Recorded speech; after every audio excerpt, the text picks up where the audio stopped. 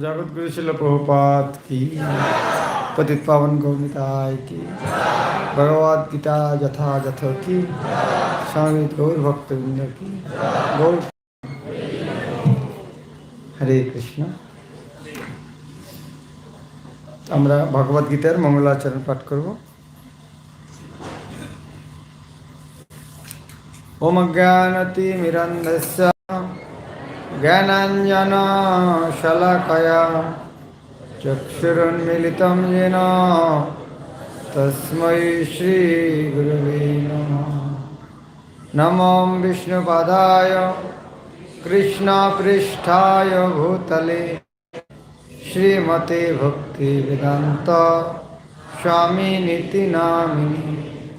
नमस्ते सरस्वती देवी गौरवाणी प्रचारिणे निर्विशेष शून्यवादी पाश्चात्य देशतारिणे। श्री चैतन्य मनोभीष्टं स्थापितं येन भूतले स्वयं रूप कदा मह्यं ददाति स्वपदान्तिकं। वन्देऽहं श्रीगुरो श्रीयुतापदकमलं श्रीगुरून् वैष्णवांश्च। श्रीरूपं सग्रजातं सहगना रघुनाथान्वितं तं सजीवं साद्वैतं सवधूतं परिजना सहितं कृष्ण चैतन्य देवं श्री राधा कृष्ण पादान सहगना ललिता श्री विशाखान्वितं। हे कृष्ण करुणा सिंधु दीनबंधु जगत्पते गोपेश गोपिका कांत राधा कांत नमस्तुते। तप्त कांचन गौरांगी राधे वृंदावनेश्वरी विश्वभानुसुते देवी प्रणमामि हरिप्रिये। वंचाकल्पतरुभ्यश्च कृपा सिन्धुभ्यैव च पतितानां पावनेभ्यो वैष्णवेभ्यो नमो नमः। श्रीकृष्ण चैतन्य प्रभु नित्यानंद श्री अद्वैत गदाधर शिवासादि गौर भक्तवृंद। हरे कृष्णा कृष्णा कृष्णा हरे हरे, हरे राम राम राम हरे हरे। हरे कृष्ण। कल के कारा कारा आसन नहीं, कल के आसन नहीं। কালকে কি আলোচনা হয়েছিল, দুই একটা পয়েন্ট কারো মনে আছে? হ্যাঁ, রঘুনন্দন প্রভু হাতে।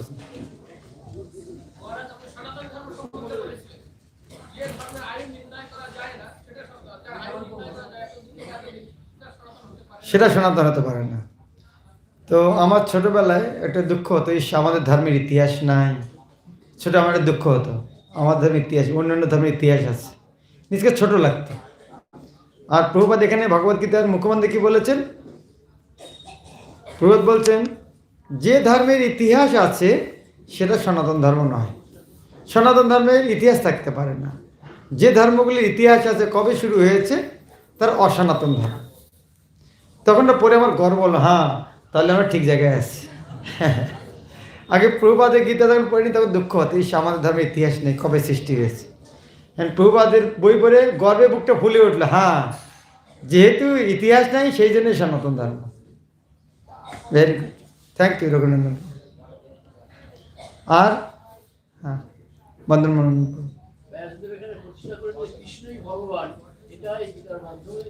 হ্যাঁ, ব্যাসদেব শুরুতেই লিখেছেন শ্রী ভগবান বচন, শ্রীকৃষ্ণ বচন লেখেনি। তার মানে ব্যাসদেব চান না যে মানুষ বিভ্রান্ত হোক, মানে শ্রীকৃষ্ণ আগে ডাইরেক্ট ভগবান বচন। যারা গীতা পড়বে তারা যেন প্রথমে ধরে নেয় কৃষ্ণ ভগবান। এইভাবে গীতা পড়তে হবে, এটা তো যথাযথ।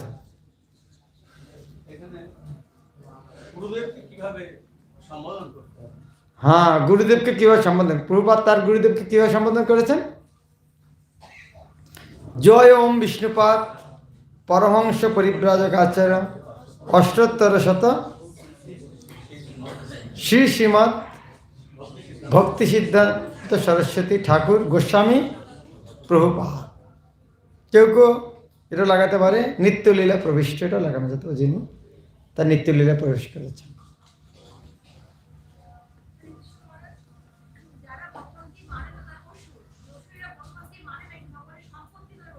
হ্যাঁ, যেমন রাবণ রামচন্দ্রকে মানে না, কিন্তু সীতাকে চায়। তো অসুরের হচ্ছে ভগবানকে চায় না, ভগবান সম্পদ চায়। কৃষ্ণকে মানবে না, কিন্তু কৃষ্ণ গীতে নিয়ে ব্যাখ্যা করে নিজে বড় পণ্ডিত দেখাতে চায়, তাহলে তারা হচ্ছে অসুর।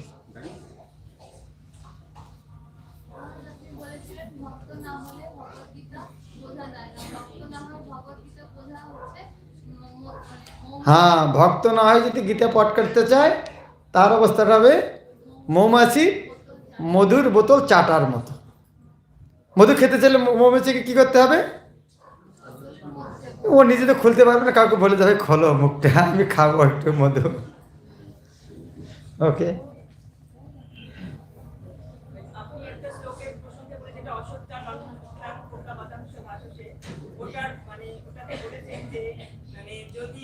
যারা মানে গাড়ি কেনার ব্যাপারে বলেছেন যে কেউ যদি গাড়িটাকে বারবার সারাতে চায় তাহলে বুঝতে হবে তার নতুন গাড়ি কেনার ক্ষমতা নেই। আবার তার মানে সে ধনী, আর ধনী লোকেরা কি গাড়িটাকে খারাপ হয়ে চট করে ছাড়াতে চায়। তেমনি আমরা আধ্যাত্মিক দিক থেকে যারা গরিব, মানে দেহের প্রতি আসক্ত, অসুখ বিসুখ সেই দেহটাকে নিয়ে আমরা ভাবতে চাই। হ্যাঁ, গরিব লোক কি করে, পুরানা গাড়িটা বারবার গ্যারেজে নিয়ে যায়, ওটা ছাড়তেই চায় না। কিন্তু ধনী লোক কী করে, একটু পুরনো হলে নতুন গাড়ি পাল্টে নিই। এটা গুরু মহারাজ যে উদাহরণটা দিয়েছিলেন, আধ্যাত্মিক যারা ধনী শরীরটা ছাড়তে ভয় পায় না, আরে এটা চলে গেলে তো নতুন গাড়ি পাবো, নতুন শরীর পাবো। কিন্তু যারা আধ্যাত্মিক খুব গরিব, ওই শরীরটা ছাড়তে ভয় পাবো, ভগবান এই শরীরটা যায়, পরে কুকুর বিড়াল হয়ে যাব, যতদিন মানুষ আছি অন্তত মজা করে খাই। রাধাপাত হাতে যার 1 কোটি টাকা আছে সে 1 কোটি টাকা দান দিতে পারে। তো উদাহরণ দিলাম গাছের কাঁঠাল খেতে, যে নিজে ভুল করে সে মনে করে সবাই এরকম। হ্যাঁ, দুটো উদাহরণ। একটা হচ্ছে সেই ভক্তি সিদ্ধান্ত সরস্বতীর গল্প, যে আমি আমি কাঁঠাল খেয়ে আমার শেভ করেছি মাথা, তো যারা মাথা শেভ করে সবাই কাঁঠাল খেয়েছে। আর দ্বিতীয় উদাহরণটা হচ্ছে যে যার 1 কোটি টাকা আছে সেই 1 কোটি টাকা দান করতে পারতো। ভগবানের যদি আকার না থাকে, এই জগৎ আকার সম্পন্ন জগৎ বানালেন কি করে?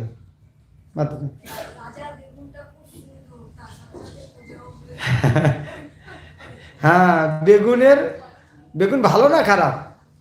বলছে রাজার, আমি তো বেগুনের চাকর নই, আমি আপনার চাকর, আপনি যেটা বলবেন সেটা বলবো। এটা যে প্রকৃত দাসের কর্তব্য, প্রভু যা বলবে সেটাকে প্রমাণ করতে হবে। চৈতন্য মহাপ্রভু বলে গেছেন, আরাধ্য ভগবানকে বোঝিস না, তার ধাম কোনটা? বৃন্দাবন।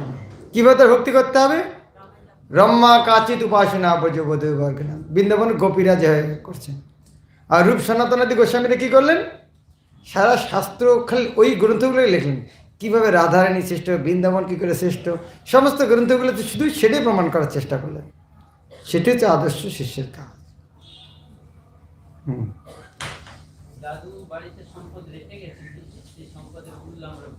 হ্যাঁ, বাবা একটা সম্পদ রেখে গেছে, কিন্তু না জেনে ভিক্ষা করে খাচ্ছে। এখন সেই বাড়িতে কি আসেন, এখন সর্বকে জ্যোতিষী এসেছেন। জ্যোতিষী এসে বলে, তুমি কেন করি, তোমার বাবা অনেক ধন রেখে গেছে। এই সর্বকটা কে? বৈদিক শাস্ত্র, সেখান থেকে জানতে পারবো। হ্যাঁ, সেটি অনেক প্রকার ধন লাভের পন্থা আছে। কয়টা পন্থা আছে? কর্ম, জ্ঞান, যোগ, ভক্তি। ভক্তি শ্রেষ্ঠ।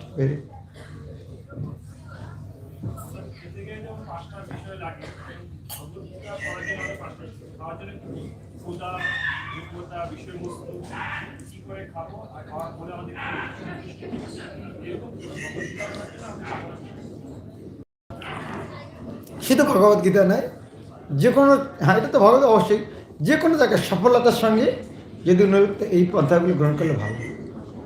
রাও।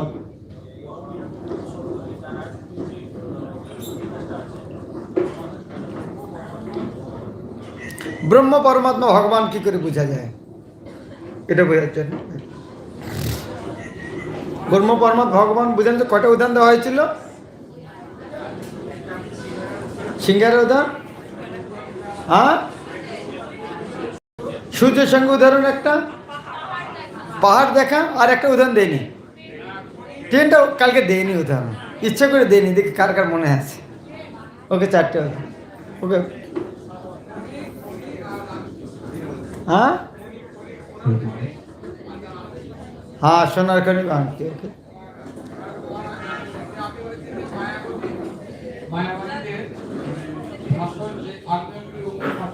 হ্যাঁ, মায়াবাদীদের ব্যাখ্যা হচ্ছে আগ্নেয়গিরি অগ্নি উৎপাতের মতো। এমনকি গীতার ব্যাখ্যাও যদি করে তারা, সেই ব্যাখ্যা শুনে সবার ভক্তি ছাই হয়ে যাবে। ওদের আশেপাশে যাওয়া উচিত না। শোনা যায় অগ্নি উৎপাত হচ্ছে, আশেপাশে যাবেন? যদি কোনো শোনা মায়াবাদী আছে তার আশেপাশে যাওয়া যাবে না। হ্যাঁ, পয়েন্ট শেষ। ওকে, হ্যাঁ,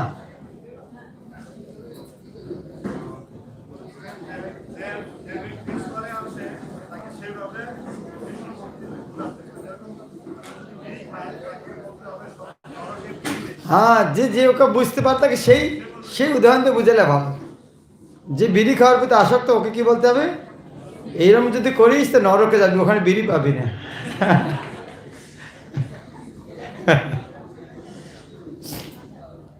ওকে, আর যারা বলেনি তাদের মধ্যে কেউ, যারা বলেনি তাদের মধ্যে আর কেউ আছে?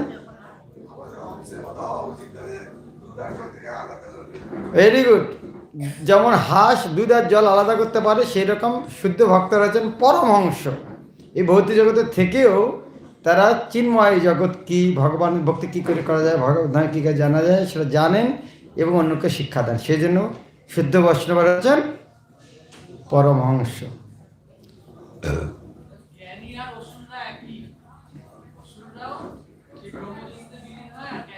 হ্যাঁ, জ্ঞানীরা নির্বিশেষবাদীরা যেখানে যায় ব্রহ্মবিলীন হয়, আর যারা ভগবান হাতে মরে যায় তারাও এক জায়গায় যায়। তাহলে এটা তার কি বোঝা গেল? দুজনে একই রকম লোক। তার মানে জ্ঞানীরাও নির্বিকারবাদীরাও অসুর। এটা কি করে হয়? যদি আপনি যে এই লোকটা আছেন, আপনার রূপটা যদি স্বীকার না করে, না আপনি এই লোকটা নন, তার মানে কি? আপনার বন্ধু না শত্রু? আপনি যে রূপটা আছে বলেন না আপনি এটা নন, কেউ যদি বলে এর চেয়ে আপনার বড় শত্রু কেউ আছে? তাই ভগবানের সবচেয়ে বড় শত্রু হচ্ছে নিরাকারবাদীরা। আর হ্যাঁ, আমরা যখন ভগবত গীতাটা পড়ব তখন প্রথমে আমরা প্রভুপাদ যেইভাবে লিখেছেন শব্দার্থ অনুবাদ ব্যাখ্যা এইভাবে পড়ব। Very good. প্রভুপাদ এটা চাইতেন। প্রভুপাদ প্রথমে বলেছেন যে আমি যখন গীতাটা লিখেছিলাম আমি সন্তুষ্ট হইনি, কেননা এইভাবে ছিল না। এখন যেটা দিয়েছেন সংস্কৃত শ্লোক, শব্দার্থ, অনুবাদ, তাৎপর্য, এখন আমি সন্তুষ্ট। তাহলে আমরা যদি প্রভুপাদকে সন্তুষ্ট করতে হয় তাহলে কী করে পড়ব? এইভাবেই পড়ব। প্রথমে শ্লোকটা পড়তে হবে, প্রত্যেকটা শব্দের অর্থ পড়তে হবে, তারপরে অনুবাদ, তারপরে তার কারণটা কি জানেন? এক সময় দু একজন ভক্ত গুরু মহারাজের কাছে গিয়েছিলেন, বল গুরু মহারাজ আমার একটু অনুমতি দেন, আমি একটু বৃন্দাবনে যাবো, সংস্কৃত শিখতে যাব। তো গুরু মহারাজ বলছেন, আমি বসেছিলাম, তো গুরু মহারাজ বলছেন আমি পারমিশন দিতে পারবো না, কারণ আমি প্রভুপাদকে বলছিলাম প্রভুপাদ আমি একটু সংস্কৃত শিখব। তো প্রভুপাদ আমাকে বলছেন সংস্কৃত শিখ কী হয়? তো বলছিলাম প্রভুপাদ আমি একটু ভাগবত বা অন্য ভালো করে পড়তে পারবো। তো প্রভুপাদ বলছেন দুনিয়াতে সংস্কৃতের পণ্ডিতের অভাব আছে, জগতের কি মঙ্গল হয়েছে, তুমি আমার গ্রন্থ পড়ো তাহলে সংস্কৃত শিখবে। তাহলে এখন দেখতে পাচ্ছি গুরু মহারাজের মতো কয়জন পণ্ডিত আছে, তাহলে উনি সংস্কৃত শিখতে জানেন, কোথা থেকে শিখেছেন? প্রভুপাদে। তাহলে আমরা খালি প্রভুপাদে, খালি সংস্কৃত প্রভুপাদের বই পড়লে সবই শিখতে পারবো। অনেকে ইংলিশ শেখার জন্য প্রভুপাদের বই পড়ে না। প্রভুপাদের গ্রন্থ ছাড়া আর কোনোখানে যাওয়ার দরকার নেই।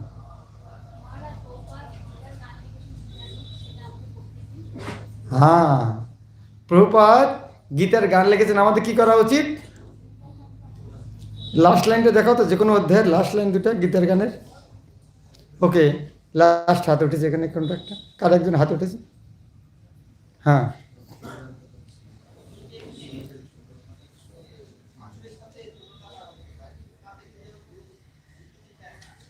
হ্যাঁ, সারা বৈদিক গ্রন্থ গাভীর সঙ্গে, কৃষ্ণ হচ্ছে দহনকর্তা, অর্জুন হচ্ছে বাছুর, দুধটা কি? ভগবদ্গীতা। পান করবে কে? আমরা পান করতে যাই কি দুধ খেয়ে পেট ঠিক থাকছে কি? হচ্ছে না। কেন? কেন? বাজারে আর 2 নম্বর দুধ খেতে খেতে 1 নম্বর দুধ আর হজম হচ্ছে না। সেজন্য প্রভুপাদ কী করলেন? দুধ থেকে অনেক মিষ্টান্ন বানিয়েছেন। প্রভুপাদের তাৎপর্যগুলো হচ্ছে দুধ থেকে বানানো বিভিন্ন মিষ্টি দ্রব্য। খেতে কেমন লাগছে? খুব ভালো না? খেয়ে কাজ হচ্ছে? কাজও হচ্ছে, ভালো লাগছে, কাজও হচ্ছে। ওকে, ভগবান শ্রীকৃষ্ণ 2 অধ্যায় 2 নম্বর শ্লোক থেকে শ্লোক বলা শুরু করেছেন। হ্যাঁ, ভগবদ্গীতার 2য় অধ্যায় থেকে 2 নম্বর শ্লোকে কৃষ্ণ উপদেশ দিলেন। সেই জায়গায় ভগবান শ্রী ভগবান বাচন লেখা আছে, এবং প্রভুপাদ ওখানে খুব সুন্দর করে ভগবানের সংজ্ঞাটা দিয়েছেন। ব্যাসদেব তো বললেন শ্রী ভগবান বাচন, কিন্তু আমাদের এই জগতে, বর্তমান জগতে ধর্মের নামে করলো না, সবাই ভগবান, তুমি ভগবান। আর আমরা শুনি মনে, বাহ, এই লোকটা কত ভালো, আমাকে ভগবান বানিয়ে দিয়েছে, চলে ওনাকে পূজা করব।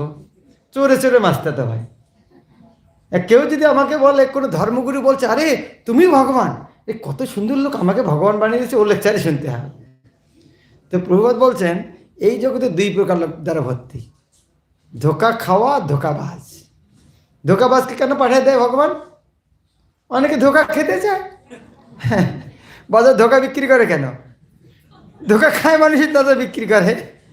তো ধোকাবাজকে ভগবান পাঠিয়ে দেয় কেন?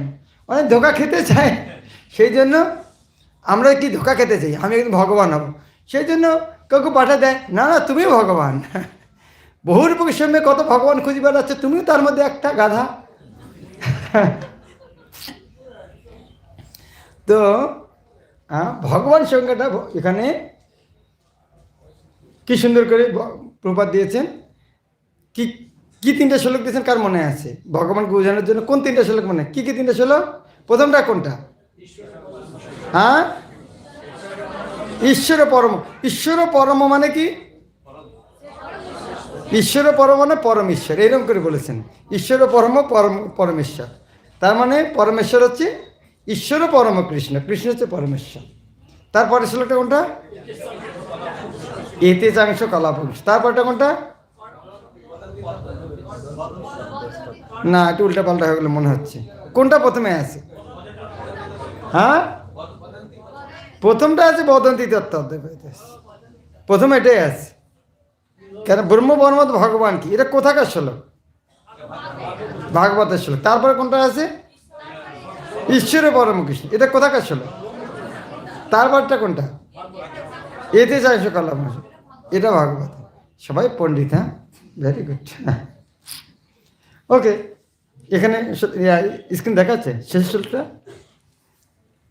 এই যে ভগবদ গীতা সমস্তটা বাংলা গান আকারে লিখেছেন প্রভুপাদ। আমরা ভাগ্যশালী কি না ভাগ্যশালী? বাঙালিরা ভাগ্যশালী না? প্রভুপাদ সমস্ত গ্রন্থ কিসে লিখেছেন?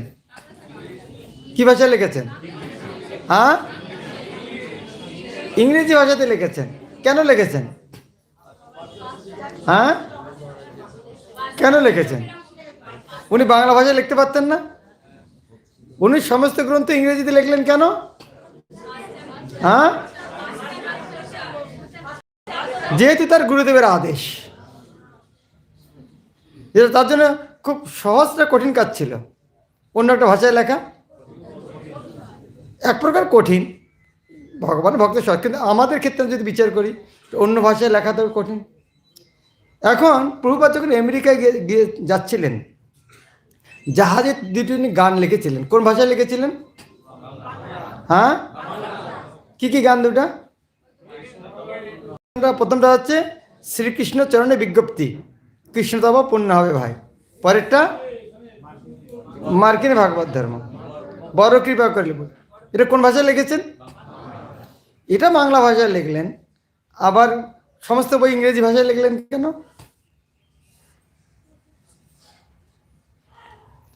ইংরেজি ভাষায় লিখেছেন অন্যকে বোঝানোর জন্য, আর এই দুটো গান কি জন্য? অন্যকে বোঝানোর জন্য। এই দুটো গান কি জন্য? ভগবানের কাছে প্রার্থনা। তো ভগবানের কাছে প্রার্থনা যখন করেছেন কোন ভাষায় করেছেন? বাংলা ভাষা। অন্যকে বোঝানোর সময়, তার মানে প্রভুপাদ যখন কৃষ্ণের কাছে প্রার্থনা করেছেন কোন ভাষায় করেছেন? বাংলা ভাষায় করেছেন। ওখানে ইংরেজি ভাষায় প্রার্থনা। দেখেন প্রভুপাদ ভক্তিগীতি সঞ্চয়নের প্রথমেই যে গানগুলো, কোন গান? বীরহস্যকম, বৈশিষ্ট্যকম, কোন ভাষায় লিখেছেন? এগুলো কি? তার গুরুদেবের চরণে প্রার্থনা কোন ভাষায় করেছেন? তো গুরুদেবের সঙ্গে যখন কথা বলতেন, প্রার্থনা করতেন, কৃষ্ণের কাছে প্রার্থনা করতেন, সেটা বাংলা ভাষায়।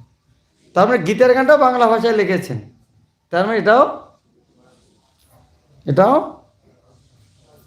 এটা ওনার ভগবানের চরণে একটা ভগবানের কাছে অর্পণ। সেটা প্রভুপাদ নিজেই গীতার মুখবন্ধনে লিখেছেন। প্রভুপাদ সেই মঙ্গলাচরণের গীতার গানে লিখেছেন, শ্রীগীতার গান এই তোমার চরণে থুই, লহ মোর এই পুষ্পাঞ্জলি, ভক্তি বেদান্ত বলে আমি কিন্তু দাস হলে বিমোচন এমায়ের ফাঁস। তো এখানে প্রভুপাদ কৃষ্ণকে পুষ্পাঞ্জলি রূপে এই গীতার গানটা দিচ্ছেন। যদিও তিনি কৃষ্ণকে পুষ্পাঞ্জলি রূপে দিচ্ছেন, তবু তার একটা আশা ছিল যে এটা পড়বে। কারা পড়বে? কি দুটো লাইন, লাস্ট লাইন, প্রত্যেক অধ্যায়ের লাস্টে দুটো লাইন দিয়েছেন। কি লাস্ট লাইন দুটো ভগবদ্গীতা গানের, গীতার গানের? ভক্তি বেদান্ত কহে শ্রীগীতার গান, শুনে যদি শুদ্ধ ভক্ত কৃষ্ণ কথা। ভক্তি বেদান্ত স্বামী প্রভুপাদ এই গানটা কেন লিখলেন? গীতার গান কেন লিখলেন? শুনে যদি, মানে এই আশা নিয়ে যদি কে শোনে। কারা শুনবে? কাদের জন্য লিখেছেন? হ্যাঁ, কৃষ্ণগত প্রাণ। কৃষ্ণগত প্রাণ মানে কি? কৃষ্ণগত প্রাণ মানে কি? আমরা কি কৃষ্ণগত প্রাণ? আমরা কোন গত প্রাণ? আমরা হচ্ছে অন্নগত প্রাণ।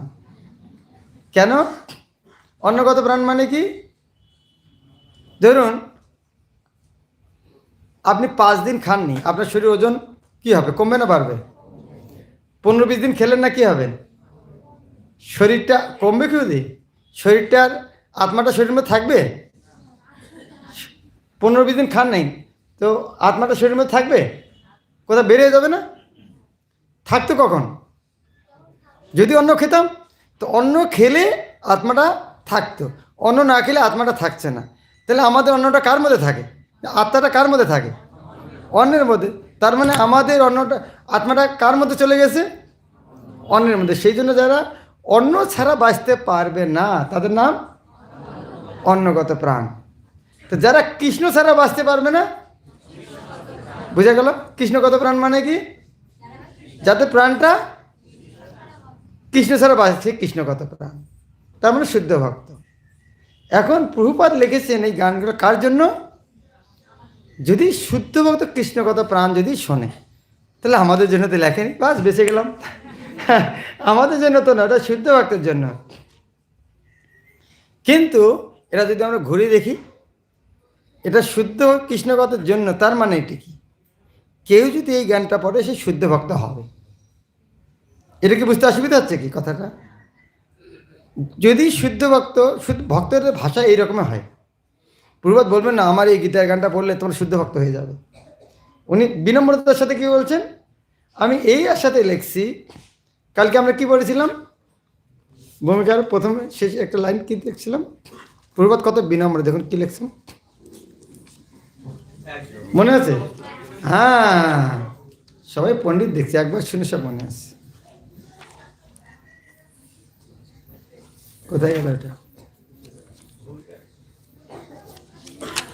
প্রবাদ লেখছেন, তাই আমরা আশা করি যে, এটা একবার শেষ লাইন, দেখুন এখানে ভূমিকার একবার শেষ লাইন, তাই আমরা আশা করি যে, তার মানে ভক্তি বেদান্ত গায় শুনে যদি শুদ্ধ, এই আশা নিয়ে, তাই আমরা আশা করি যে এই ভগবদ্গীতা পাঠ করে মানুষ পরম লাভবান হবে, এবং যদি একজন মানুষও ভগবানের শুদ্ধ ভক্তে পরিণত হতে পারে, তাহলে আমাদের এই প্রচেষ্টা সফল বলে মনে করি।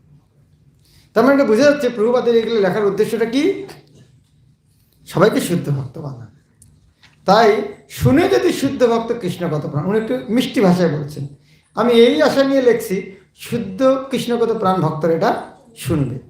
তার মানে যদি আমরা শুনি তাহলে আমরা শুদ্ধ ভক্ত বানাবো। কারা কারা শুদ্ধ ভক্ত হতে চান? Very good. তাহলে কি করা উচিত? শোনা উচিত। কে বলবে আমাদের শুনবো? তাহলে পড়া উচিত। তো আর মানে দেখুন কত সহজে বোঝা যায়। আজকাল তৃতীয় অধ্যায়টা পড়বো, কত সরল বাংলা ভাষায়। কর্মযোগ। ভগবদ্গীতার কয়টা অংশ? কয়টা পূর্ব 3 ভাগে ভাগ করেছেন, তাই না? কি 3টা ভাগ? কর্মশটক। এই যে গীতার গান যে লিখেছেন, কেবল গান নয়, এর মধ্যে তাৎপর্য আছে। যেমন প্রথম অধ্যায়ের শেষে আমরা কি দেখতে পাচ্ছি? ভগবদ্গীতার প্রথম অধ্যায়টার নাম প্রভুপাদ কি দিয়েছেন? এটা বাঙালিরা এরকম পড়ছে। প্রভুপাদ ইংরেজিতে লিখেছেন observing the armies of the battlefield of Kurukshetra, কুরুক্ষেত্রের সৈন্য সমাবেশ। প্রভুপাদ এই অনুবাদ করেছেন। হিন্দি বা অন্য অনুবাদে কিন্তু এরকম অনুবাদ করা আছে। কিন্তু 46টা শ্লোকের প্রথম 23টা শ্লোক হচ্ছে কুরুক্ষেত্রের সৈন্য সমাবেশের বর্ণনা, আর শেষের 23টা শ্লোক হচ্ছে অর্জুনের বিষাদ। প্রভুপাদ কি নাম দিয়েছেন? কি নাম দিয়েছেন? কুরুক্ষেত্রের সৈন্য সমাবেশ ইংরেজিতে লিখেছেন। গুরু মহারাজ যখন এটা বাংলায় অনুবাদ করেছেন, উনি নাম দিয়েছেন বিষাদযোগ। আমার মনে হচ্ছিল গুরু মহারাজ অন্যান্য লোকে এটা কুরুক্ষেত্রের সৈন্য সমাবেশ গুরু মহারাজ বিষাদযোগ অনুবাদ করলেন কেন? আমার মনের মধ্যে একটু মনে হয়েছিল। পরে যখন গীতের গানটা বললাম তখন প্রভুপাদ লিখেছেন, শোকেতে উদ্বিগ্ন মনা অর্জুন সদয়, বিষাদযোগ নাম এই গীতার বিষয়। আমি জানি প্রভুপাদ বাঙালিদের জন্য বিষাদযোগে দিয়েছেন। প্রথমে এটা পড়ার আগে আমার মনে হচ্ছে গুরু মহারাজ অনুবাদ এটা এরকম করলেন কেন? ওটা তো কুরুক্ষেত্রের সৈন্য সমাবেশ, গুরু মহারাজ বিষাদযোগ লিখলেন কেন? যখন দেখলাম প্রভুপাদ গীতার গানে বিষাদযোগে লিখেছেন। শোকেতে লাস্ট লাইন, শোকেতে উদ্বিগ্ন মনা অর্জুন সদয়, বিষাদযোগ নাম এই গীতার বিষয়। তো বাঙালিদের জন্য বিষাদযোগ বললো, ইংরেজিদেরকে বোঝানোর জন্য উনি কুরুক্ষেত্রের সৈন্য সমাবেশ লিখেছেন। এভাবে আচার্যরা বুঝেন। যেমন ব্যাক টু গড ইট, এটাকে অনুবাদ করে কি অনুবাদ করবেন? গুরু মহারাজ বুঝতে পারছিলেন না, বাংলাতে অনুবাদ করতে হবে, কারণ এই নামটাকে অনুবাদ করতে, ব্যাক টু গড ইট। কী অনুবাদ করবেন? চিন্তা করবেন ব্যাক টু গড ইট, নাম দিচ্ছেন ভগবত দর্শন। চিন্তা করলেন আছে ব্যাক টু গডের ভগবত দর্শন, প্রভুপাদ পছন্দ করবেন কি এটা? তো নিয়ে প্রভুপাদকে দেখেছেন, প্রভুপাদ এটা অনুবাদ করেছে। প্রভুপাদ খুব খুশি হয়েছে, ঠিক অনুবাদ হয়েছে। তো এভাবে যদি আমরা গুরুগত প্রাণ হই, তো গুরুদেবের মনোভাব বুঝতে পারবো। প্রভুপাদ কী চান, গুরুদেব কী চান। গুরু সেবী হলে হৃদয়ে গুরুদেবের। আজকে আমরা চৈতন্য পড়ছিলাম, যেখানে প্রভুপাদ তাৎপর্য বলছেন যে শুদ্ধ ভক্ত যখন কৃষ্ণের ইচ্ছা ছাড়া আর কিছু তার মনে বাসনা নেই, তখন তার সমস্ত ইন্দ্রিয় কৃষ্ণ নিয়ন্ত্রণ করেন। তার মুখ দিয়ে যে বাড়ায়, হয়তো তিনি জানেনও না, কিন্তু কৃষ্ণ তার মুখ দিয়ে বলাবেন। যেহেতু তার জীবনে একমাত্র ইচ্ছা কৃষ্ণের ইচ্ছা পূর্ণ করা, তাই কৃষ্ণ তার ইন্দ্রিয়গুলি তার সেবায় লাগায়। সেই জন্য প্রভাত ওই চৈতন্য তাৎপর্য বলছেন, তাই কৃষ্ণ ভক্তরা নির্ভীক, তারা যে কোনো প্রশ্নের উত্তর দেওয়ার জন্য তৈরি, কেন তারা জানেন ভগবান তাকে পর্যাপ্ত বুদ্ধি দেবেন সেই জিনিসটা সমাধান করার জন্য। যাক, যেটা বলছিলাম, সেইভাবে ভগবদ্গীতার দ্বিতীয় অধ্যায়ের নাম প্রভাত কি দিয়েছেন? প্রভাত কিন্তু বাংলাতে সেটা দেননি। প্রভাত কিন্তু দ্বিতীয় অধ্যায় নাম সাংখ্যযোগ দেননি। দি কন্টেন্টস অফ গীতা সামারাইজ, গীতার সার। আপনি হিন্দি বই দেখুন কি লেখা আছে দ্বিতীয় অধ্যায়ের নাম গীতার সার। প্রভাত নাম দিয়েছেন গীতার সার। সাংখ্যযোগ অবশ্যই সেটা সাংখ্যযোগ, মূল সাংখ্য ব্যাখ্যা করা আছে, কিন্তু আসলে প্রভুপাদ তিনি জানেন এখানে কি লেখা আছে, উনি নাম দিয়েছেন গীতার সার। কেন?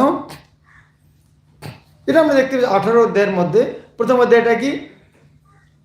পটভূমি, যে কি করে যুদ্ধ হচ্ছে, কে যুদ্ধ করতে আসছে, কে বলছে, কেন বলছেন, কেন অর্জুন প্রশ্ন করলেন, কৃষ্ণ কেন বলবেন, এটা পটভূমি। গীতা শুরু হলো কোথার থেকে? গীতা শুরু হলো দ্বিতীয় অধ্যায়। আর দ্বিতীয় অধ্যায় কোনো একটা জিনিস আপনি যখন বলবেন, বলার আগে কি করেন? সারাংশ বলে দেন। যেমন কোথাও যে কোনো জায়গায় কোনো একটা অনুষ্ঠান হবে বা কিছু হবে, তো বলার আগে পুরো সারাংশ বলে দিই, আমি এটা বলতে যাচ্ছি, তারপর বর্ণনা করার পর শেষে আবার সার বল, হ্যাঁ এটাই। তো ভগবদ্গীতা বর্ণনা করা হবে সেটা তিনি দ্বিতীয় অধ্যায়ে সারাংশ দিয়েছেন। সারাংশের মধ্যে কি আছে? সেখানে সাংখ্য আছে। এই যে দেহ সাংখ্য মানে কথার অর্থ কি? সংখ্যা, 1 2 গণনা করা। তার মানে কি? বিশ্লেষণ করা, বিশ্লেষণাত্মক জ্ঞান। এটা নয়, বিশ্লেষণাত্মক জ্ঞান। আমরা শরীর নই, আমরা দেহ নই, আমরা হচ্ছে আত্মা। এই যে বিশ্লেষণাত্মক জ্ঞান, এটাই মূলত প্রথমে ভগবদ্গীতা। তাই অধ্যায়টার নাম সাংখ্য। কিন্তু এটা ছাড়াও কিন্তু সেখানে কর্ম সম্বন্ধে বর্ণনা করা আছে, সম্বন্ধে বর্ণনা করা আছে, এবং অন্তিমে ভক্তির কথা বলা আছে। বুদ্ধিযোগ মানে কি? বুদ্ধিযোগ আছে না এর মধ্যে? তার মানে স্থিতপ্রজ্ঞ লক্ষণটা কি? শিল সাংখ্যের মধ্যে তো নয়। তার মানে এটাই ভগবদ্গীতা 7 পুরো। তার মানে অন্তিমে কি আসলো? ভগবদ্গীতায় শিখে কি করতে হবে? কি করতে হবে?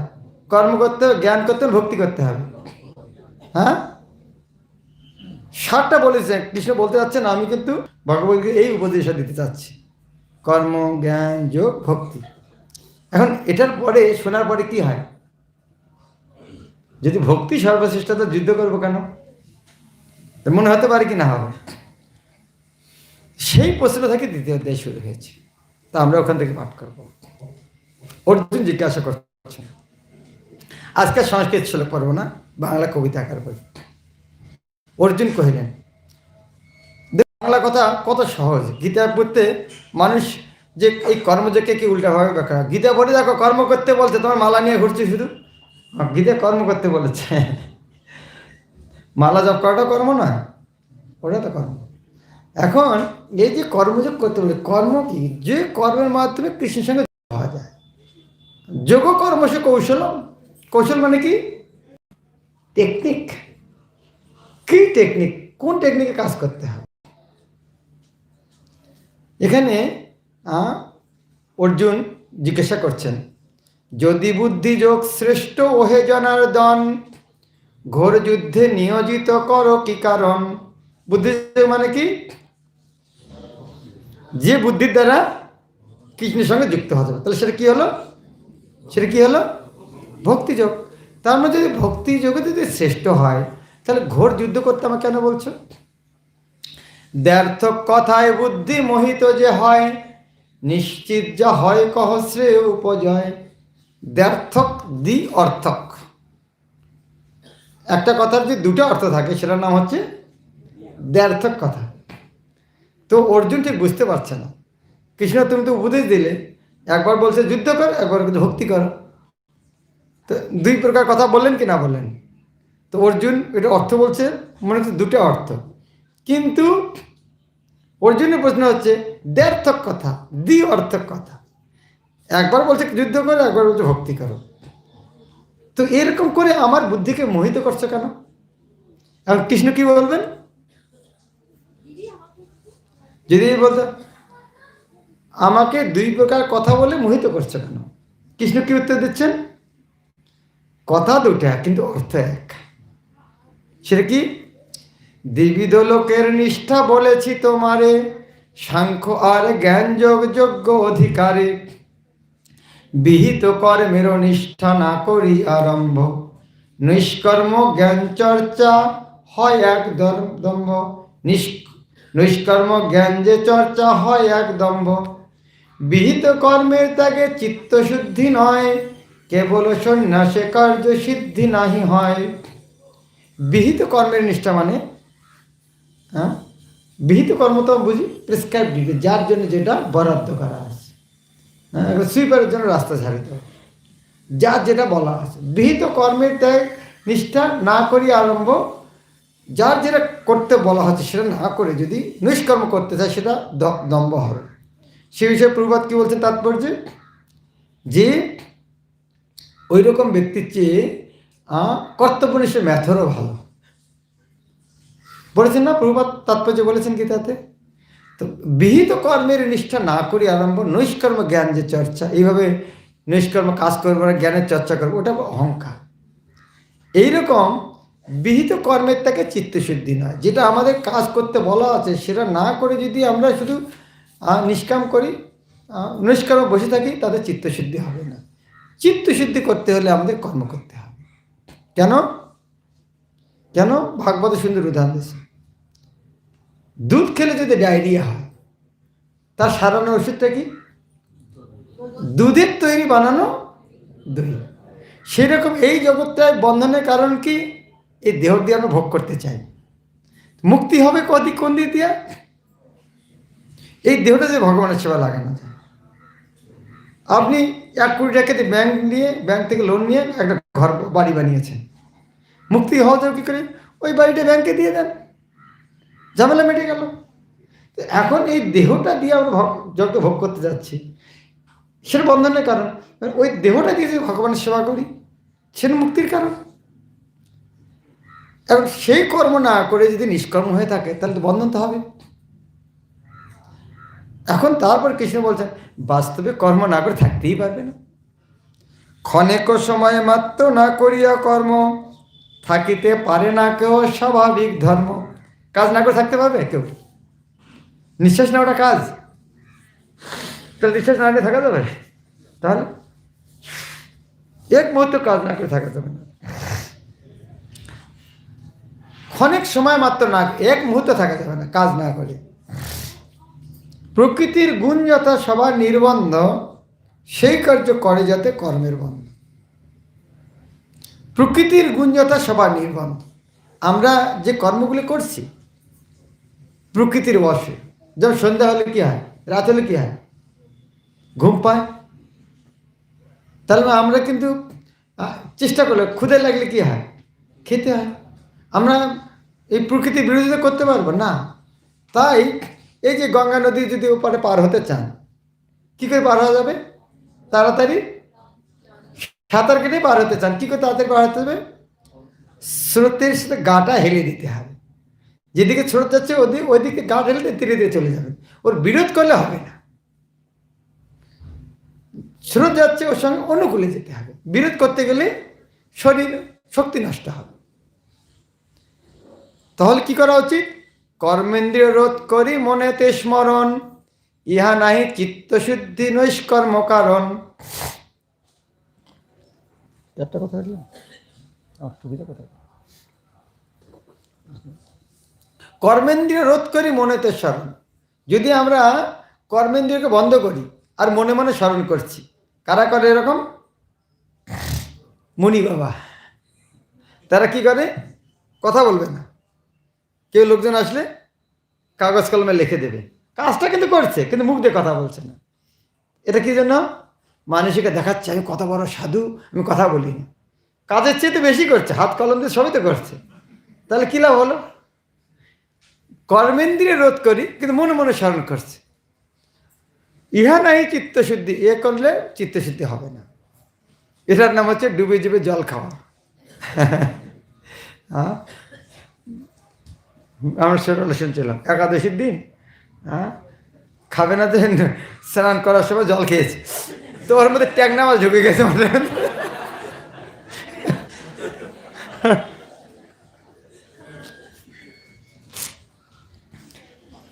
অতএব সেই ব্যক্তি বিমূঢ় আত্মা হয়, ইন্দ্রিয়ার্থে মিথ্যাচারী শাস্ত্রেতে কয়।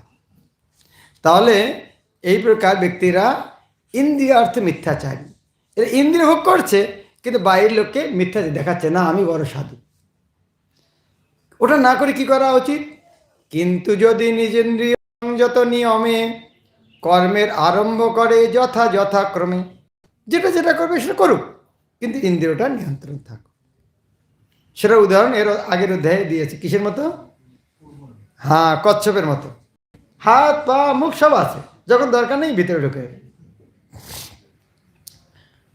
বাতুল না হয় মর্কট বৈরাগ্য করি, অন্তর্নিষ্ঠা হলে হয় সহায় শ্রীহরি।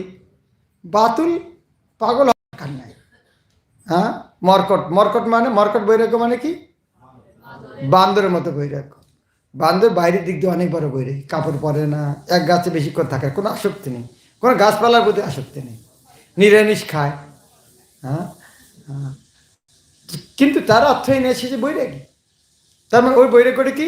বাইরে দেখানো, হৃদয়ে নির্মল নয়, সে দেখানো, সেই মর্কট বৈরাগ্য। বরং উল্টোটা করা উচিত, অন্তর্নিষ্ঠা হতে হবে। অন্তর্নিষ্ঠা হলে হয় সহায় শ্রীহরি, সেই হয় কর্মযোগ। এটার নামে কর্মযোগ। পূর্বদের কত সরল সংজ্ঞা দিয়েছেন, কর্মযোগ সংজ্ঞাটাকে দিলেন, সেই হয় কর্মযোগ। সেটাই কর্মযোগ। কোনটা? কর্মেন্দ্রিয় দ্বারা, ইন্দ্রিয় দ্বারা, কর্মেন্দ্রিয় কয়টা? 5টা। কি কি? হ্যাঁ, সেটা আমরা জানি। আসক্তি রহিত কর্ম বিশেষ প্রকার। সেই ইন্দ্রিয় দিয়ে কাজ করো, কিন্তু আসক্তি থাকবে না কৃষ্ণের জন্য, বাস। এমন না যে ইন্দ্রিয়গুলোকে বন্ধ করতে হবে, এমন না যে চোখকে দেখানো যাবে না, এমন না মুখ দিয়ে খাওয়া যাবে না, এমন না যে পা দিয়ে চলা যাবে না। সেগুলো কি করতে হবে? আসক্তি রহিত কাজ করো, কিন্তু এই কাজটা নিজের জন্য নয়, এটা ভগবানের জন্য, বাস। তাহলে হলো। তাই কি সুন্দর করে কৃষ্ণ একটার পর একটা যুক্তি দেখাচ্ছেন। নিয়মিত কর্ম ভালো অকর্ম অপেক্ষা। তাহলে কর্ম ভালো কি কর্ম না করা ভালো? তাই এই নিয়মিত কর্ম ভালো, কর্ম না করাচ্ছি। অনধিকারী কর্মত্যাগ পরমুখাপেক্ষা। পরমুখাপেক্ষা মানে কি? পরমুখাপেক্ষা মানে কি? হ্যাঁ, আপনি দেখে বাড়িতে কোনো বিড়াল দেখেছেন? বাড়িতে বিড়াল তখন খায়, তখন যখন খান, তখন বিড়ালটা মুখটা যখন হাত লাগান তো প্লেটে দেখে, যখন মুখ খায় ফির মুখের দিক দেখে। দেখেছেন বিড়ালকে কখনো? আপনি কিরকম খাচ্ছেন? বোধহয় আমাকে বোধহয় দেবে, এই বোধহয় দিল আমাকে, ও মুখের দিকে থাকে। পরমুখ অপেক্ষা, ওদের মুখ দিকে তাকাচ্ছে, ওর মুখ থেকে আমার মুখে চলে আসে। তার মানে ওর জীবন ধারণটা অন্যের উপর নির্ভরশীল। পরমুখাপেক্ষা মানে অন্যের উপর ভরসা করে বেঁচে থাকা। এখন যদি আমরা কর্মত্যাগ করি তাহলে কি করতে হবে? পরমুখাপেক্ষা। কার ঘরে ভালো, আমি ভিক্ষা করে খাবো তো, কার ঘরে ঘি লাগে চাপাটি দেয়, কার ঘরে ভালো চানার সবজি হয়, ওই বাড়িতে ভিক্ষা করবো। সাধু হয়েছে কিন্তু চিন্তা করবে কি? পূর্ববৎ বাংলা গানে লিখেছেন, নির্জনের ঘরে কেবল রুটি চানা খোঁজে। সাধু হয়েছে, বৃন্দাবনে যায় সাধু হয়েছে, কিন্তু মালা জপ করছে, চিন্তা করছে রুটিওয়ালা, ঘিওয়ালা রুটি কোন ঘরে পাওয়া যাবে, চানা সবজিটা কোন ঘরে ভালো হবে। ওটা না করে হরে কৃষ্ণ বাড়িতে জপ করলে ভালো হতো, রুটি চানা জপ করে কি লাভ? তাই অনধিকারী কর্মত্যাগ পরমুখাপেক্ষা। যার অনধিকারী, অধিকার যাদের নেই, তারা যদি কর্মত্যাগ করে তাদের অবস্থা এরকম হবে। তারপরে কঠিন ভাষা বলছেন, শরীর নির্বাহ যার নয় কর্ম বিনা। যার শরীরটাও চলবে না কর্ম ছাড়া, চলবে? কর্ম না করলে শরীরটা চলবে? কর্মত্যাগ তার পক্ষে হয় বিড়ম্বনা। তাহলে সে ব্যক্তি যদি কর্মত্যাগ করে তার জন্য একটা ঝামেলার নয়? তো এত কিছু শুনে কি মনে হচ্ছে কর্ম করা উচিত কি না করা উচিত? হ্যাঁ, আর কোনো সন্দেহ আছে কর্ম করব কি না করব? তাহলে দ্বিতীয় প্রশ্নটা কি হওয়া উচিত? তাহলে কি করা উচিত? হ্যাঁ, কর্ম করা উচিত। তৃতীয়টা তাহলে কীরকম কর্ম করা উচিত? কীরকম কর্ম করা উচিত? কিসে বলছেন? যজ্ঞার্থাৎ কর্ম না। যজ্ঞার্থাৎ মানে কি? কৃষ্ণকে, অর্থ মানে কি? জন্য। অর্থ মানে কি? কি অর্থে আমি যাবো ওখানে? অর্থ মানে কি? জন্য। তো যজ্ঞার্থাৎ মানে, যজ্ঞ মানে বিষ্ণু, যজ্ঞার্থাৎ মানে বিষ্ণুর জন্য। কর্ম কি জন্য করা উচিত? যজ্ঞার্থাৎ বিষ্ণু। আর যদি না করা হয়, লোকয়ং কর্মবন্ধন। আপনি কাউকে চাকরি দিয়েছেন, সে আপনার অফিসে 10টা থেকে 5টার মধ্যে অফিসে থাকবে। বোঝার চেষ্টা করুন, আপনার অফিসে কাউকে চাকরি দিয়েছেন, 10টা থেকে 5টার মধ্যে আপনার অফিসে থাকবে। ভালো, আপনি তাকে খুশি হবেন কখন? এই 10টা থেকে 5টা যা করবে আপনার জন্য করবে, যজ্ঞার্থাৎ কর্ম নয়। এখন আপনাকে খুশি করা ছাড়া যা কাজ করবে, যদি বন্ধুর কাছে টেলিফোন করে সেটা কী হবে? আপনি যদি দেখতে পারেন ও আমার অফিসে বসে বন্ধুর সঙ্গে টেলিফোনে কথা বলছে, চাকরি থাকবে? তাহলে টেলিফোনটা, বন্ধুর সঙ্গে টেলিফোন করাটা চাকরি খাওয়ার জন্য যথেষ্ট। বন্ধুর সঙ্গে কথা বলা খারাপ কি, কিন্তু হ্যাঁ, চাকরি খাওয়ার জন্য ওটা যথেষ্ট। তাহলে এই যে চাকরিটা কে দিয়েছে? কৃষ্ণ। তাহলে কি করা উচিত? যজ্ঞার্থাৎ কর্ম না। আর যদি সেটা না করা হয়, এটা না করলে লোক অয়ং কর্মবন্ধন, না করলে বন্ধন। বন্ধন না জেলখানা, ভৌতিক বন্ধন। যজ্ঞেশ্বর ভগবানের সন্তোষ লাগিয়া নিয়মিত কর্ম করো আসক্তিতে জিয়া। এটা আবার সুন্দর একটা কথা প্রবাদ বলছেন, এর তাৎপর্য সহকারে ব্যাখ্যা করেছেন। কর্ম করো আসক্তিতে জিয়া। আপনি কারো ব্যাংকে চাকরি করছেন বা কোনো একটা অফিসে চাকরি করছেন, ভালো হচ্ছে, বারবার যায় মালিককে যায় বলেন, স্যার আমি কিন্তু আপনি এত টাকা লাভ করে দিচ্ছি, আমাকে এত টাকা দিতে হবে, এইরকম আমার জন্য কিন্তু এত টাকা লাভ হচ্ছে, এরকম বলেন, তো আপনাকে রাখবে ওখানে? ঠিক আছে তুই যা, আমি আরো ভালো লোক পাবো। তাই কাজ করবো আসক্তিতে গিয়ে। ভালো কর্ম করলে আমি যেটা দেখছি মালিকের চোখে, সেটা কি মনে হয়? মালিকে দেখতে পাচ্ছেন না আমি ভালো করছি, মালিকে বোনাস দেবে, সেখানে আমার আসক্ত হওয়া উচিত না। যজ্ঞেশ্বর ভগবানের সন্তোষ লাগিয়া নিয়মিত কর্ম করো আসক্তিতে জিয়া। আর যত কর্ম হয় বন্ধের, আর মানে অন্য, আর মানে অন্য কিছু, আর যত কর্ম হয় বন্ধেরও কারণ, অতএব সেই কার্য কর নিবারণ। কি বুঝতে অসুবিধা হচ্ছে কি? ভগবত সন্তোষ অর্থ মানে ভগবান খুশি করার জন্য, ভগবত সন্তোষার্থ কর্মের প্রসঙ্গ, যত কিছু আচরণ সব মুক্ত সঙ্গ। কিন্তু ভগবানকে খুশি করার জন্য যা কর্ম করবেন সব মুক্তির কারণ। আপনি যাই করুন, কারো বাড়িতে যদি আগুন লাগিয়ে দেন সেটা ভালো হবে? কারো বাড়িতে যদি আগুন লাগিয়ে দেন ভালো হবে? হনুমান সারা লঙ্কা আগুন লাগিয়ে দিয়েছে, সবাই খুশি হয়েছিল। আজ পর্যন্ত হনুমানকে পূজা করে একটা কারণে, অনেক কারণ, মূল কারণ হচ্ছে লঙ্কা জ্বালে দেওয়ার জন্য। তাহলে কেন করেছিলেন ওটা? রামচন্দ্রকে সন্তোষার্থ। তাহলে এখানে বলে ভগবত সন্তোষার্থ কর্মের প্রসঙ্গ, যত কিছু আচরণ সব মুক্ত সঙ্গ। ভগবানকে খুশি করার জন্য যা করো, কারো বাড়ি আগুন লাগিয়ে দেওয়া, বাড়ি নয় দেশকে আগুন লাগিয়ে দাও, বা আসলে মুক্তির কারণ হয়ে যাবে।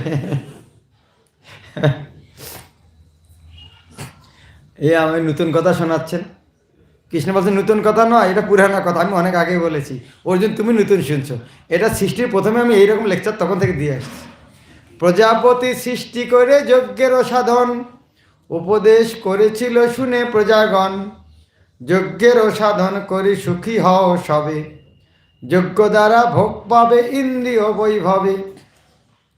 অর্জুন এটা আমি এখন তোমার নতুন লেকচার দিচ্ছি না, এটা তুমি তো এই যে এখনকার কথা বলছো।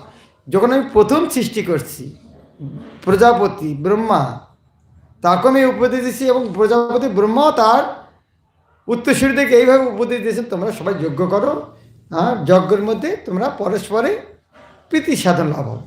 কীরকম কীরকম? আপনি ইলেকট্রিক লাইন নিয়েছেন বাড়িতে, বিল যদি দেবেন বিদ্যুৎ পাবেন, বিল দেবেন আরও বিদ্যুৎ আসবে, আরও বিদ্যুৎ আসবে, বিলটা বন্ধ করবেন বন্ধ হবে। তাহলে পরস্পর ভাবায়ন্ত, তুমি খুশি আমি খুশি, তুমি বিদ্যুৎ পাচ্ছ আমি টাকা পাচ্ছি। তো দেবতার সঙ্গে কি সুন্দর সম্পর্ক। অধিকারী দেবগণ যজ্ঞের প্রভাবে যজ্ঞ অনুষ্ঠান দেখি সবে প্রীত হবে, পরস্পর প্রীতিভাব হলে সম্পাদন, ভোগের সামগ্রী শ্রেয় নহে অনটন। অনটন মানে অভাব, টানাটানি।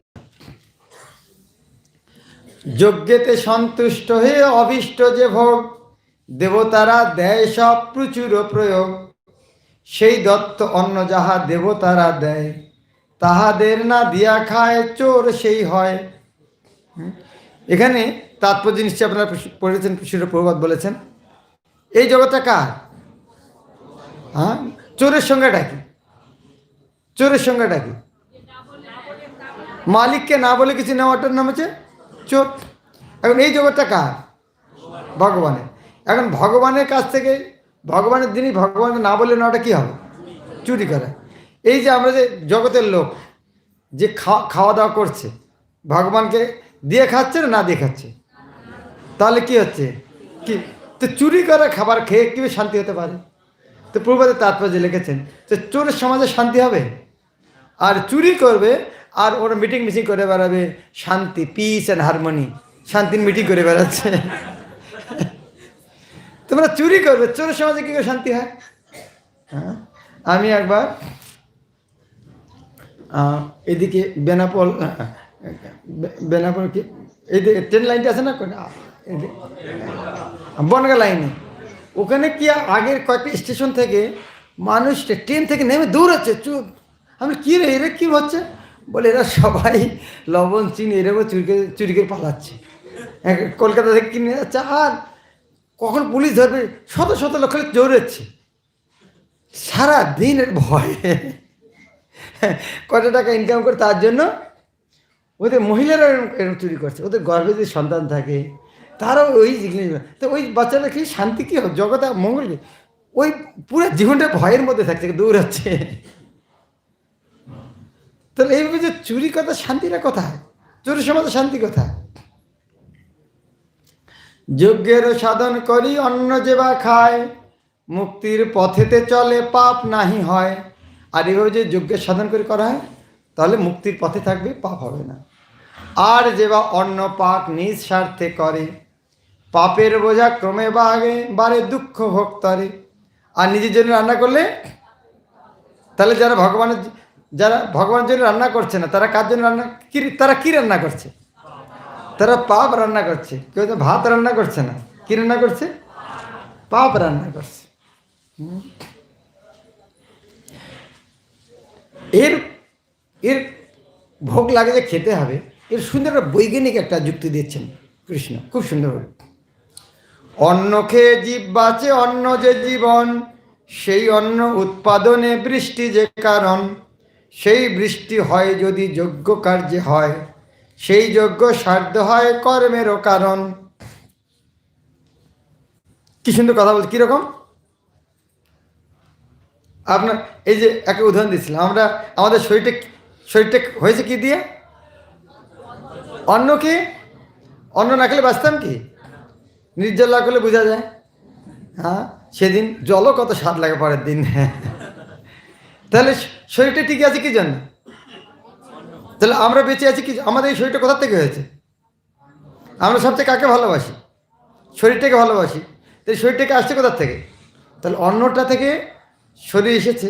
তাহলে শরীরটাকে যাকে ভালোবাসি কি জন্য? যে আমাকে দিয়েছে তাকে ভালোবাসতে হবে। তাহলে আমার সবচেয়ে প্রিয় কি? অন্ন। এখন অন্নটা আসলে কোথার থেকে? যদি বৃষ্টি না হতো অন্ন হতো কোন? হ্যাঁ, অনাবৃষ্টি হলে অন্ন হয়। তাহলে কাকে ভালোবাসবো এখন? বৃষ্টি। আচ্ছা, বৃষ্টিটা আসলে কোথার থেকে?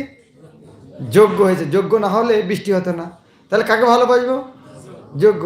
এখন যজ্ঞটা মানুষ করলো কেন? বেদে লেখা আছে, তাহলে বেদকে ভালোবাসতে হবে না, বেদে না লেখা থাকলে যজ্ঞ হতো না, যজ্ঞ না হলে মেঘ হতো না, মেঘ না হলে বৃষ্টি হতো না, বৃষ্টি না হলে অন্ন হতো না, তা আমার লেকচার দেওয়া হতো না। এখন ওই বেদটা লেখলো কি?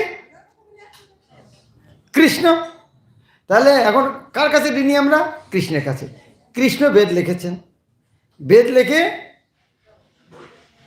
তার বললে সেটা থেকে মানুষ যজ্ঞ করছে, সেই যজ্ঞ থেকে মেঘ হচ্ছে, মেঘ থেকে বৃষ্টি হচ্ছে, বৃষ্টি থেকে অন্ন হচ্ছে, অন্ন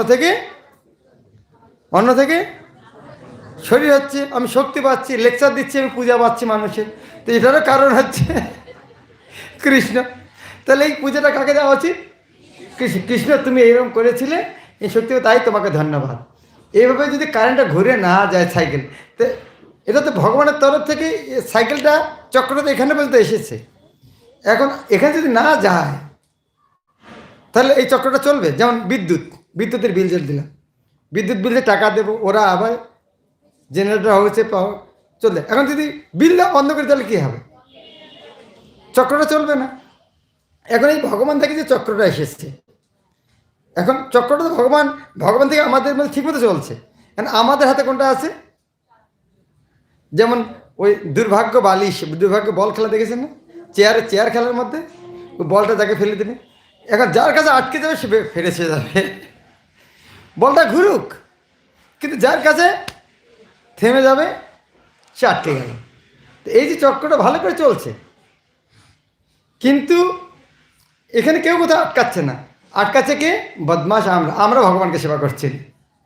এই চক্রটা বোঝানোর জন্য, অন্ন খায়ে জীব বাঁচে, অন্ন যে জীবন, সেই অন্ন উৎপাদনে বৃষ্টি যে কারণ, সেই বৃষ্টি হয় যদি যজ্ঞ কার্যে হয়, সেই যজ্ঞ সাধ্য হয় কর্মেরও কারণ। কর্ম যাহা বেদবাণী নহে মনোধর্ম, বেদবাণী ভগবত উক্তি অক্ষরের কারণ। অতএব কর্ম হয় ঈশ্বর সাধনা, সর্বগত ব্রহ্মনিত্য যজ্ঞের স্থাপনা। তাহলে এই ভগবান যে যজ্ঞ করতে বলছে, তার ভগবানের শক্তি সব জায়গায় আসলো কি না আসলো? এখন সেটা আমাদের কাছে থেমে গেল। শক্তিটা কার? ভগবানের শক্তি। হ্যাঁ, আমাদের কাছে থেমে গেল। ওটা ভগবানকে দেওয়া উচিত ছিল। এখন সেটা বলছে, এখন এই রাস্তাটাকে যদি বন্ধ করি, এই চক্রটাকে বন্ধ করি, সেই সে ব্রহ্মের চক্র আসে প্রবর্তিত, চলতে আসে, সে চক্রে যে নাহি হয় বিশেষ বর্তিত। এই ভগবান এই চক্রটা চালু করেছেন। কেমন? এই চক্রের মধ্যে যদি কেউ না ঘোরে তার কি হবে? পাপের জীবন তার অতি ভয়ঙ্কর, ইন্দ্রিয় প্রীতয়ে করে পাপ পরস্পর। কি বুঝতে কঠিন হচ্ছে কি? এখন কি মনে হয় গীতা কঠিন? আগে কি মনে হতো? গীতার গানে কত সহজ করে দিয়েছে। এটা শুনে দুঃখ হচ্ছে না আনন্দ হচ্ছে? দুঃখ হচ্ছে না যে এতদিন পড়িনি কেন? হ্যাঁ, দোষ দিতে পারেন যে আপনি এতদিন ক্লাস দেননি কেন, সেটাই মূল কারণ। আর যে বুঝি আছে আত্মতত্ত্ব সার, কার্যকর্ম কিছু নাই করিবার তার। আর মানে কি? এখন অন্য প্রসঙ্গে বলা হচ্ছে। এটা কার সম্বন্ধে বলা হলো? কার সম্বন্ধে বলা হলো? এটা হচ্ছে অন্নগত প্রাণ, ইন্দ্রিয়ারাম। এরা আরাম কোথায় পায়? আরাম কোথায় পায়? ইন্দ্রিয়তে। ওদের নাম ইন্দ্রিয়ারাম। ওদের আরাম কোথায়? ইন্দ্রিয়তে। তাদের সেদিন আমাদের আরেক নাম ইন্দ্রিয়ারাম। আর আত্মাতে আনন্দ পায় তারা আত্মারাম। তা আমরা যে এই যে আনন্দ পাচ্ছি আমাদের হচ্ছে ইন্দ্রিয়ারাম। এটা কাদের জন্য বলা হচ্ছে? ইন্দ্রিয়ারামের কথা বলা হলো। কিন্তু যারা আত্মারাম তাদের জন্য কাজ করার দরকার আছে কি? তাদের খাওয়ার দরকারই নেই। তাদের আনন্দ কোথায়? তাহলে তারা কেন কর্ম করবে? কৃষ্ণ কীরকম? হ্যাঁ, কৃষ্ণ বলছেন না, যারা ইন্দ্রিয়ারাম তাদের জন্য কর্ম করতে হবে। এখন কৃষ্ণ ব্যাখ্যা করবেন যারা আত্মারাম তাদের জন্য কর্ম করতে হবে। এখন সেটা বুঝুন কীভাবে বলছেন। আর যে বুঝি আছে আত্মতত্ত্ব সার, কার্যকর্ম কিছু নাই করিবার তার। করলেও চলে, না করলেও চলে। তো না বা করবে কেন? তাহলে করলেও চলে, না করলেও চলে, করবে না কেন? পূর্ণ জ্ঞানে ভগবানে ভক্তি করে যেই, আত্মতৃপ্ত, আত্মজ্ঞানী, তুষ্ট আত্মাতেই। তিনি আত্মাতে তুষ্ট, তার জন্য কাজ করার কোনো দরকার নেই। অর্থানর্থ, অর্থানর্থ মানে অর্থ আর অনর্থ, কোনটা জীবনের মূল্য কি, কোনটা জীবনের জন্য মূল্যবান নয়। অর্থানর্থ বিচার আদি আত্মতৃপ্ত নহে, কর্তব্য অকর্তব্য যাহা কিছু বেদশাস্ত্রে কহে, সে নহে কাহার ঋণী নিজার্থ সাধনে, সর্বোচ্চ হয়েছে শরণ্য শরণে। এটা বোঝানোর চেষ্টা করছে যে যারা আত্মারাম ব্যক্তি তারা এই জগতে কোনো কিছু কর্মের জন্য দায়ী নয়, করলেও বন্ধন হবে না, না করলেও বন্ধন হবে না। এখন অতএব অনাসক্ত হয়ে কার্য করো, যুক্ত বৈরাগ্য সেই তাতে হও দৃঢ়। তাই তাদের না করলেও বন্ধন হবে না, কি তারা কি করেন, তারা কর্ম করেন অনাসক্ত হয়ে, তারা কর্ম করবেন আসক্তি ছাড়া। অনাসক্ত কার্য করে পরম পদেতে, যোগ্য হয় ক্রমে ক্রমে সে পদলোভিতে। বরং ওইভাবে অনাসক্ত হয়ে কর্ম করলে যাদের কর্মের প্রতি আসক্ত তারাও মুক্ত হয়ে যাবে।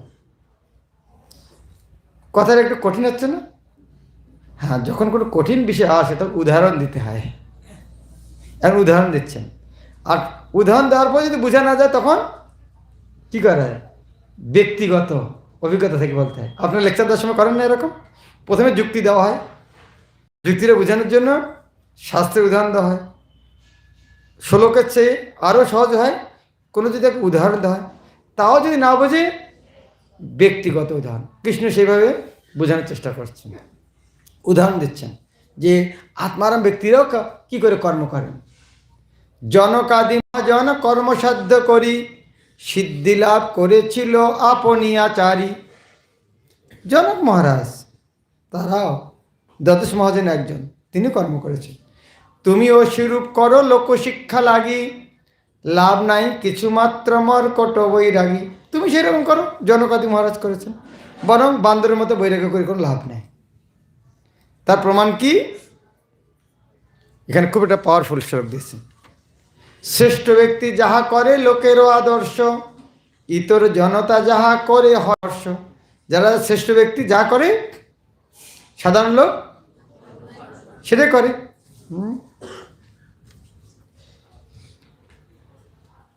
সেই জন্য এই ভারতের লোক কি করে, বিদেশি যা করে হ্যাঁ সেটাই করে, ওরা যা করে সেটাই করবে। সেই জন্য প্রভুপাদ ভাবলেন যে তাহলে আমি বিদেশে যাই, ওরা যখন করবে তখন ভারতীয়রা গ্রহণ করবে। এটা একজন ভক্ত গল্প করেছিলেন, একবার ভক্তরা কলকাতা থেকে কলকাতা থেকে মায়াপুর যাচ্ছিলেন, গাড়ির মধ্যে হর্ন নেই, কি করবে, বলে আমের গাছে ডাল ভাঙা থালা বাইশ খেয়ে বলে এটা কী করে হয়, বলছে তোমার আমেরিকার লোক যা করবে ভারতরা সেটাই শিখবে, কোনো অসুবিধা নেই।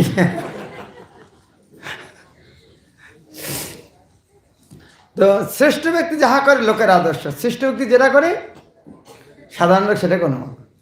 শ্রেষ্ঠ ব্যক্তি যাহা কিছু প্রামাণ্য স্বীকারে, তাহাই স্বীকার্য হয় প্রতি ঘরে ঘরে।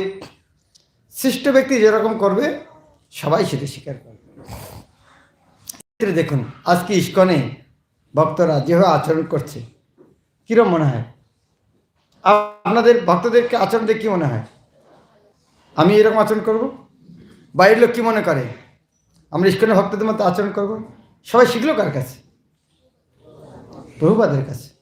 প্রভুপাদের আচরণ যদি ওই স্তরে না হতো, প্রভুপাদ যা করেছেন সবাই সেটা করেছেন, তো প্রভুপাদের প্রত্যেকটা ক্ষেত্রে প্রত্যেকটা আচরণ কীর্তনে কোথায় কীরকম করেছেন, ওটা যদি উনি যেরকম সেটাই সবাই অনুসরণ করছেন।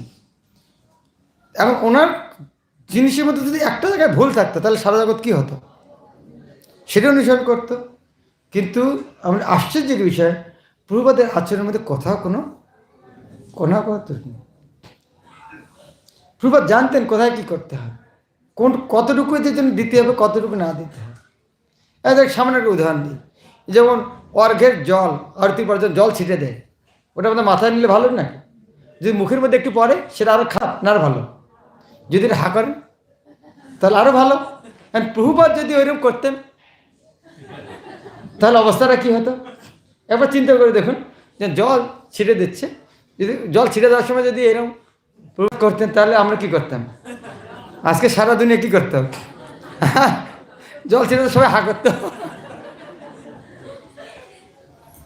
তাহলে প্রভুপাদকে প্রত্যেকটা আচরণ কোন স্তরে করতে হয়েছে, যাতে আমার আচরণ দেখে সবাই একটা জগতে একটা আদর্শ সৃষ্টি হয়। এবং সেক্ষেত্রে ইস্কনের ভক্তদের এই গুরু দায়িত্ব। আপনারা যারা ভক্ত প্রচার করছেন, আপনাদের কিন্তু আপনারা ইস্কনের কি করছেন? প্রতিনিধিত্ব করছেন। সবাই জানে ইস্কনের ভক্ত। কারোর সঙ্গে ক্রোধ করে রাগ করেন, আশেপাশের লোক কী বলে? সেদিন একজন বলছেন, মহারাজ জব করার তো কোনো, আমি মনে করছি কোনো লাভ নেই। কেন?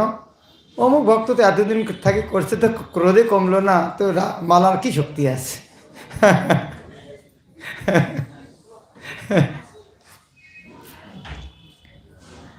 তার কথাটা ঠিক নয়, মানে তবু আমি বলছি, মানুষ এরকম ভাবতে পারে যে আমরা ভক্তি, আমরা জানি আমরা কত বড় সাধু, কিন্তু মানুষ আমাদেরকে ভুল করে মনে করছে অমুক কোথায় বড় সাধু। একজন বলছে, আপনাকে দেখে আমার জীবন ধন্য হলো। আমি তো সারা দিন রাতে এপাশে ঘুরে বেড়াচ্ছি, কেউ তো ধন্য হয়েছে দেখে তো মনে হয় না। আমি ছোটোবেলা থেকে কত রাস্তায় ঘুরে বেড়াচ্ছি, কেউ তো ধন্য হয়েছে বলে মনে হয়। ছোটোবেলা থেকে কোথায় ঘুরে বেড়াচ্ছি, এখন সে মনে করছে ধন্য হয়ে গেছি, সে তার ব্যাপার। ছোটোবেলা থেকে কোথায় কোথায় ঘুরে বেড়াচ্ছি, আর উনি বলছে আমি আপনাকে ধন্য হয়ে গেছি। এখন কেউ ওটা মনে করতে পারে। তো যেহেতু আমরা ইস্কনের প্রতিনিধিত্ব করছি, তো মানুষ আমাদের এরা এত বড় সাধু, এরা যা করে, এখন আমাদের আচরণ যদি ত্রুটিপূর্ণ হয়, সে তাদের প্রভাব ফেলবে, প্রচারে বিঘ্ন করবে। এটা ইস্কনের দর্শন, প্রভুপাদের দর্শন, কৃষ্ণ ভক্তির দর্শনের প্রতি আঘাত আসবে না। এতদিন থেকেই ভক্তি করে, তার যদি এরকম হয়, তাহলে ভক্তি করে কী লাভ? তো একজন ভক্ত বলেছেন যে আমাদের আচরণে যদি কেউ এরকম হয় যে না না নাই, এদের শিক্ষা ঠিক নাই, প্রভুপাদের শিক্ষা ঠিক নেই, আমি দেখলাম অমুক এরকম আচরণ করলো, তার মানে আমি আমার আচরণের দ্বারা আমরা কৃষ্ণ ভক্তি লাঞ্ছনা করছি। তো সেই দিক দিয়ে আমাদের খুব সাবধান থাকতে হয়। তো এখানে কৃষ্ণ সেই উপদেশ দিচ্ছেন, অর্জুন, যারা আত্মারাম তারাও কাজ করেন, কেন তারা যদি কাজ না করে তো তাদের দিকে অন্যরা কী করবে? না আমি তো আত্মারাম, আমার তো কাজ করার দরকার নেই, তো সবাই তো তাকে অনুসরণ করবে, তো সবাই তাকে দেখে কী করবে? কাজ করবে না। তাহলে কাজ, সারাদিনে কাজ করা বন্ধ হলে দায়ী হলো কে? ওই আত্মারাম ব্যক্তি। তারপরে কৃষ্ণ বলতে, দেখো অর্জুন, অন্যের কথা বাধ্য, আমি তো স্বয়ং ভগবান, আমার কাজ করার দরকার আছে? আমারও কর্তব্য নাই ত্রিভুবন মাঝে, পার্থ তুমি জানো কে বা সমতুল্য আছে, প্রাপ্তব্য বলিয়া কিছু কথা নাহি মোর। আমার এরকম কিছু আছে যে আমি পরে ভবিষ্যতে এটা পাবো, সবই তো আমার। প্রাপ্তব্য বলিয়া কিছু কথা নাহি মোর, তথাপি দেখো আমি কর্তব্যে বিভোর। প্রাপ্তব্য, আমি ভবিষ্যতে এটা পাবো এরকম তো আমার নেই, তবু আমি দেখো সারাদিন কাজ করে ব্যস্ত আছি। কেন করি? যদি আমি কর্মতেজি অতন্ডিত হয়ে মম বর্ম সবে অনুগমন করে। কৃষ্ণ নিজের ঘাড়ে উদাহরণটা কীরকম দিতে হয়? আমি যদি বলি আপনি যদি মঙ্গল আরতি না ওঠেন আপনার কি সবাই নষ্ট হয়ে যাবে, এই কথাটা যদি বলি, আমি যদি আজকে মঙ্গল আরতি না উঠি, আমাকে দেখে অন্যরা মঙ্গল আরতি আসা বন্ধ করবে, সেটা করা ঠিক? তবে শুনতে কীরকম লাগবে কথা না? ভালো লাগবে। কিন্তু আপনি যদি মঙ্গল আরতি না ওঠেন, আপনাকে দিয়ে সবাই নষ্ট হয়ে যাবে, এটা শুনতে কেমন লাগলো? একই কথা, অর্থটা একই, কিন্তু সেই জন্য কৃষ্ণ নিজের কথা বলছেন, আমি যদি কর্মতেজি অতন্দ্রিত হয়ে, ওকে বলছে না তুমি যদি কর্মতেজ তাহলে তোমাকে দিয়ে সব নষ্ট হয়ে যাবে, অর্জুনকে বলছেন না, নিজের কথা বলছেন, আমি যদি কর্মতেজি অতন্দ্রিত হয়ে মম বর্তম সবে অনুগমন করে, বর্তম মানে পথ, তাহলে আমার রাস্তা সবাই অনুসরণ করবে। তো কৃষ্ণ করে কাজ করেনি, আমি করবো না, তার ফলটা কী হবে? ফল এই হবে সবাই উচ্ছন্ন যাবে, আমার দর্শিত পথ দেখার অভাবে, বিধি আর কিছু নাহি রবে ধারা তলে, নষ্ট হইবে এই প্রজারা সকলে। এই কথাটা কেন বলছেন? এই সংস্কৃত শ্লোক বলছেন, উচ্ছেদীয় রেমে লোকা ন কুর্যাং কর্মচেদহ শঙ্করস্য চ কর্তাসাম উপহন্না মীমা প্রজা। আর কৃষ্ণ বলছেন, আমি যদি যুদ্ধ না করি তাহলে শঙ্কর জন্মের সৃষ্টি হয়। এই কথাটা কেন বলছেন? কেন বলছেন? আমি যদি কৃষ্ণ বলছেন আমি যদি যুদ্ধ না করি তাহলে বর্ণ সংকটের সৃষ্টি হয়। কেন বলছেন?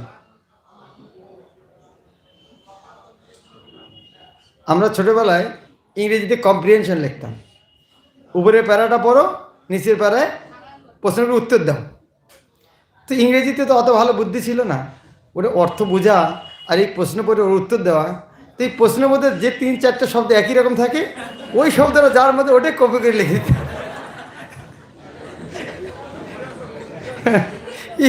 ইংলিশ বেশি বুঝি না, কী করবো? এই প্রশ্নের মধ্যে যে যে শব্দগুলো আছে ওই খাটা শব্দ যার মধ্যে আছে নিচে ওটাই উত্তর হবে।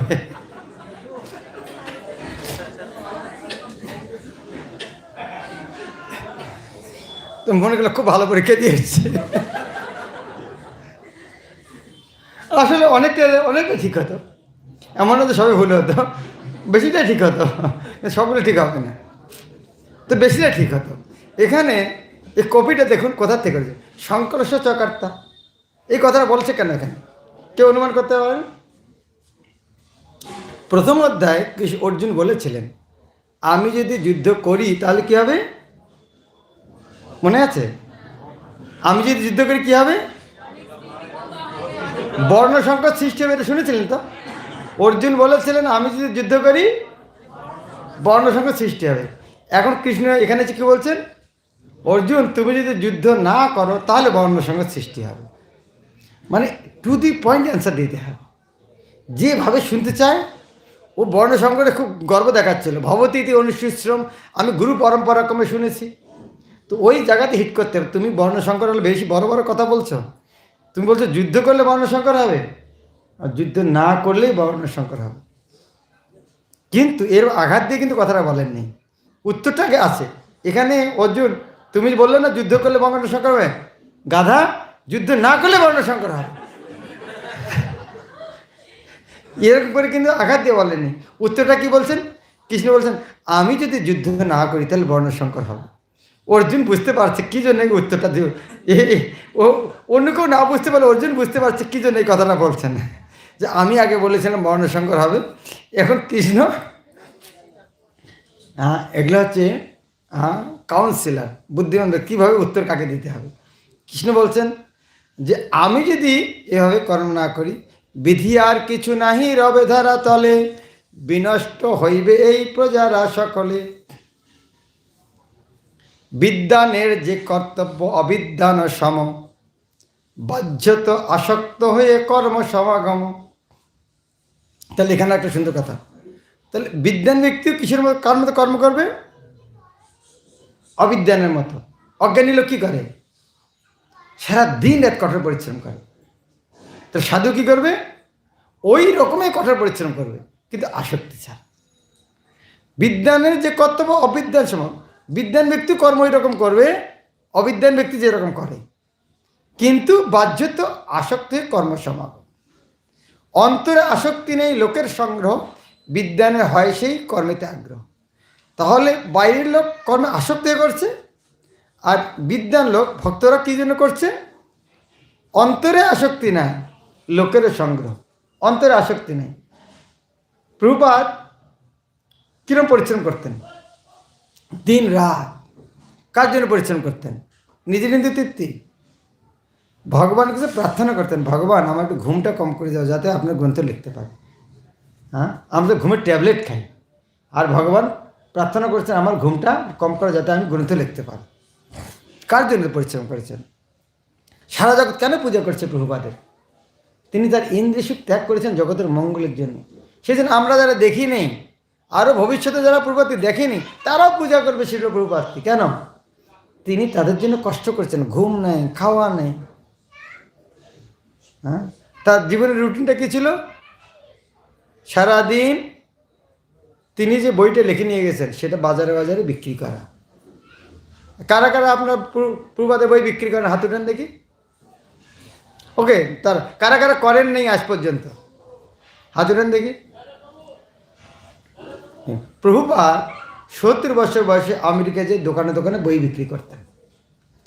যে বই বিক্রি হতো সেই টাকা দিয়ে বাজার থেকে শাকসবজি ডাল কিনতেন। তা আবার নিকটের দোকান, অনেক দূরে একটা চায়না বাজার ছিল যেখানে অল্প দামের জিনিস পাওয়া যায়, সেখান থেকে নিয়ে এসে রান্না করতেন, রান্না করে রাখতেন। তারপর সন্ধ্যার সময় যুবক যুবতীরা আসবে, তাদের লেকচার দিয়ে খাওয়াবেন। তো প্রভুপাদ কী করতে? বসে তাদের বসার জন্য আসন পাতি সব ভালো করে ব্যবস্থা করে রাখতেন। প্রভুপাদ লেকচার দিতেন, কীর্তন করতেন, লেকচার দিতেন।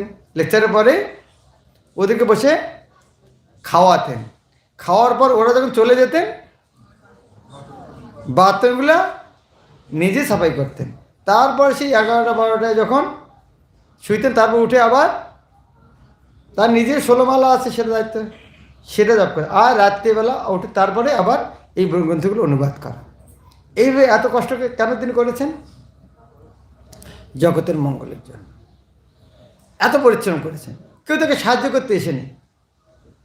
একজন দু একজন এসে বলছে, স্বামীজি আপনাকে সাহায্য করতে পারি, করুণা হয়েছে, স্বামীজি বুড়া মানুষটা এরকম করছে, একটু করুণা হয়েছে, এতদিন খেয়ে যাচ্ছি, হ্যাঁ এতদিন আপনি সাহায্য করো। মাঝে মাঝে কেউ একটু সাহায্য করতে আসতো। একদিন এক ইয়াং মেয়ে এসে বলছে, স্বামীজি আপনাকে রান্নায় সাহায্য করতে পারি, করো। ও একটু আটা বেলছে, বলতে বলতে ওটা সিগারেটের নেশা হয়েছে। সিগারেট এর খাচ্ছে। প্রভুপাদ দেখছে কি হচ্ছে, প্রভুপাদে রান্না করছে, ও সিগারেট খাচ্ছে, আটা হয়েছে, সিগারেট খেয়ে ফেলে দিয়ে আবার আটাছে না। তো প্রভুপাদ বলছে, হাতটা ধো একটু, ওখানে তো রাখ, গাদা যায় এখান থেকে। এটা তো বলে নেই, কেন ওদেরকে দিয়ে তৈরি করতে হবে। প্রভুপাদ মিষ্টি করে কি বললেন, একটু হাতটা ধো। হ্যাঁ, তাহলে কত কিছু সহ্য করতে হয়েছে প্রভুপাদকে। এইভাবে তিনি সহ্য করে, এত পরিশ্রম করে, হ্যাঁ, প্রভুপাদ এটা বলেছেন, একটা ভক্ত বানাতে গ্যালন গ্যালন রক্তক্ষয় করতে হয় একটা ভক্ত বানাতে। এখন তো ভারতবর্ষে অনেকে খুব সহজে ভক্ত হচ্ছে, তো শুরুতে কত পরিশ্রম করতে হচ্ছে ভক্ত বানাতে। তাই এখানে গীতায় কৃষ্ণ কী বলছেন, যারা ভক্ত, যে জ্ঞানী, তাদেরকেও কর্ম করতে হবে। ঠিক যেভাবে অজ্ঞানীরা আসক্ত হয়ে কর্ম করে, ভক্তরা অনাসক্ত হয়ে লোককে সংগ্রহ, লোককে শিক্ষা দেওয়ার জন্য এরকম করবে। বরং এমন কিছু করা উচিত নয় সাধুদের যেটা দেখে অন্যদের বুদ্ধি বিভ্রান্ত হবে, না অমুক করো না আমি করবো না, না এরকমটা হওয়া উচিত না। বুদ্ধিভেদ নাহি করি মূঢ় কর্মীদের, অজ্ঞানী যে হয় তারা তাই হের ফের, তাই সে সাজাতে হবে সর্বকর্ম মাঝে, আপনি আচরি সব অবিদ্যার সাজে। মানে কি, আপনি তাই সে সাজাতে হবে সর্বকর্ম, সব কাজে এরকম করতে। কীরকম? আপনি আচরি সব অবিদ্যার সাজে, মানে কি, অবিদ্যান ব্যক্তি, মূর্খ ব্যক্তি যেভাবে কাজ করে ওই রকম আমাদেরও গাধার মতো খাটতে হবে, পরিশ্রমটা ওইরকম করতে। আপনি আচরি সব অবিদ্যার সাজে। বাড়ির লোক কয়টা ঘুম থেকে ওঠে? হ্যাঁ, 8টা 9টা। ভক্তরা কয়টা? 4টের আগে তো সবাই ওঠে, ম্যাক্সিমাম 4টে। তার মানে 4টে থেকে 9টা পর্যন্ত 5 ঘন্টা এক্সট্রা খাটতে হয় সাধুদের। হয়তো রাত্রি 1-2 ঘন্টা আগে শোয়, কিন্তু সকালবেলা 5 ঘন্টা, কমপক্ষে 5 ঘন্টা আগে ওঠে। তো পরিশ্রম কে বেশি করছে? তা এইটা যে বিদ্যান আর মূর্খের মধ্যে ভেদ। বিদ্যান আর মূর্খেতে হয় এই মাত্র ভেদ।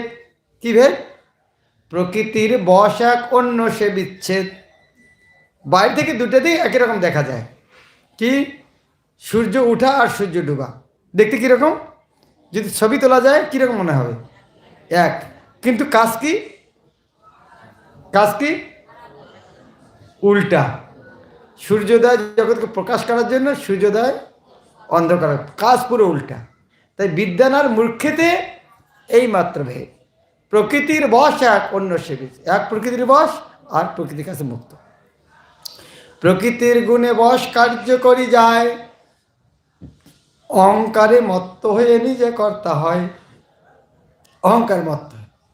আপনার পরিচয় প্রকৃতির মানে, দেহে আত্মা বুদ্ধি করে অসত্যের ধ্যানে। নিজের পরিচয় কিসের মাধ্যমে দেয়? প্রকৃতির সঙ্গে। আর দেহাত্ম বুদ্ধি অসত্যের ধ্যান।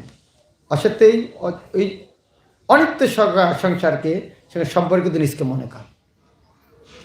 তত্ত্ববিদ সে বিদ্যান বুঝে কোনো কর্ম, গুণ দ্বারা কার্য হয় জানে সারমর্ম। অতএব গুণকার্য না করে সজ্জন, প্রকৃতির গুণকার্য আসক্ত না হন। গুণকর্মে আসক্তি সে গুণেতে সংমূঢ়, প্রাকৃত নিজক মানে সেই কার্যে দৃঢ়। প্রাকৃত মানে জাগতিক ব্যক্তি, প্রকৃত নয় প্রাকৃত। সে প্রকৃতির গুণে আসক্ত হয়ে গুণকর্মে আসক্তি সে গুণেতে সংমূঢ়। সংমূঢ় মানে ভালোভাবে মোহগ্রস্ত। প্রাকৃত নিজকে মানে সেই কার্যে দৃঢ়। সেই জাগতিক ব্যক্তি ওই কাজে নিজকে খুব মনে করে আমি শক্তিশালী। গাধা, গাধা কি মনে করে?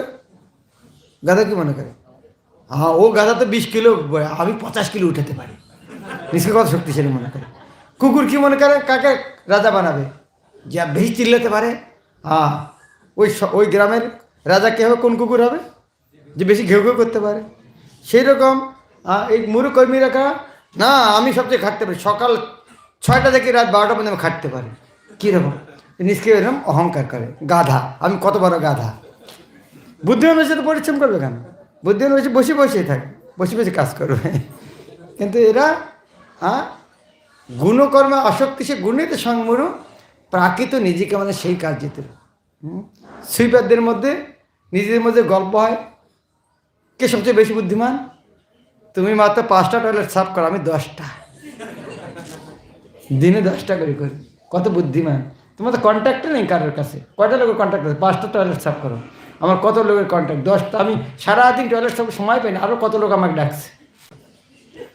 তুমি কয়টা বোতল খাও? আমি কয়টা বোতল খাই।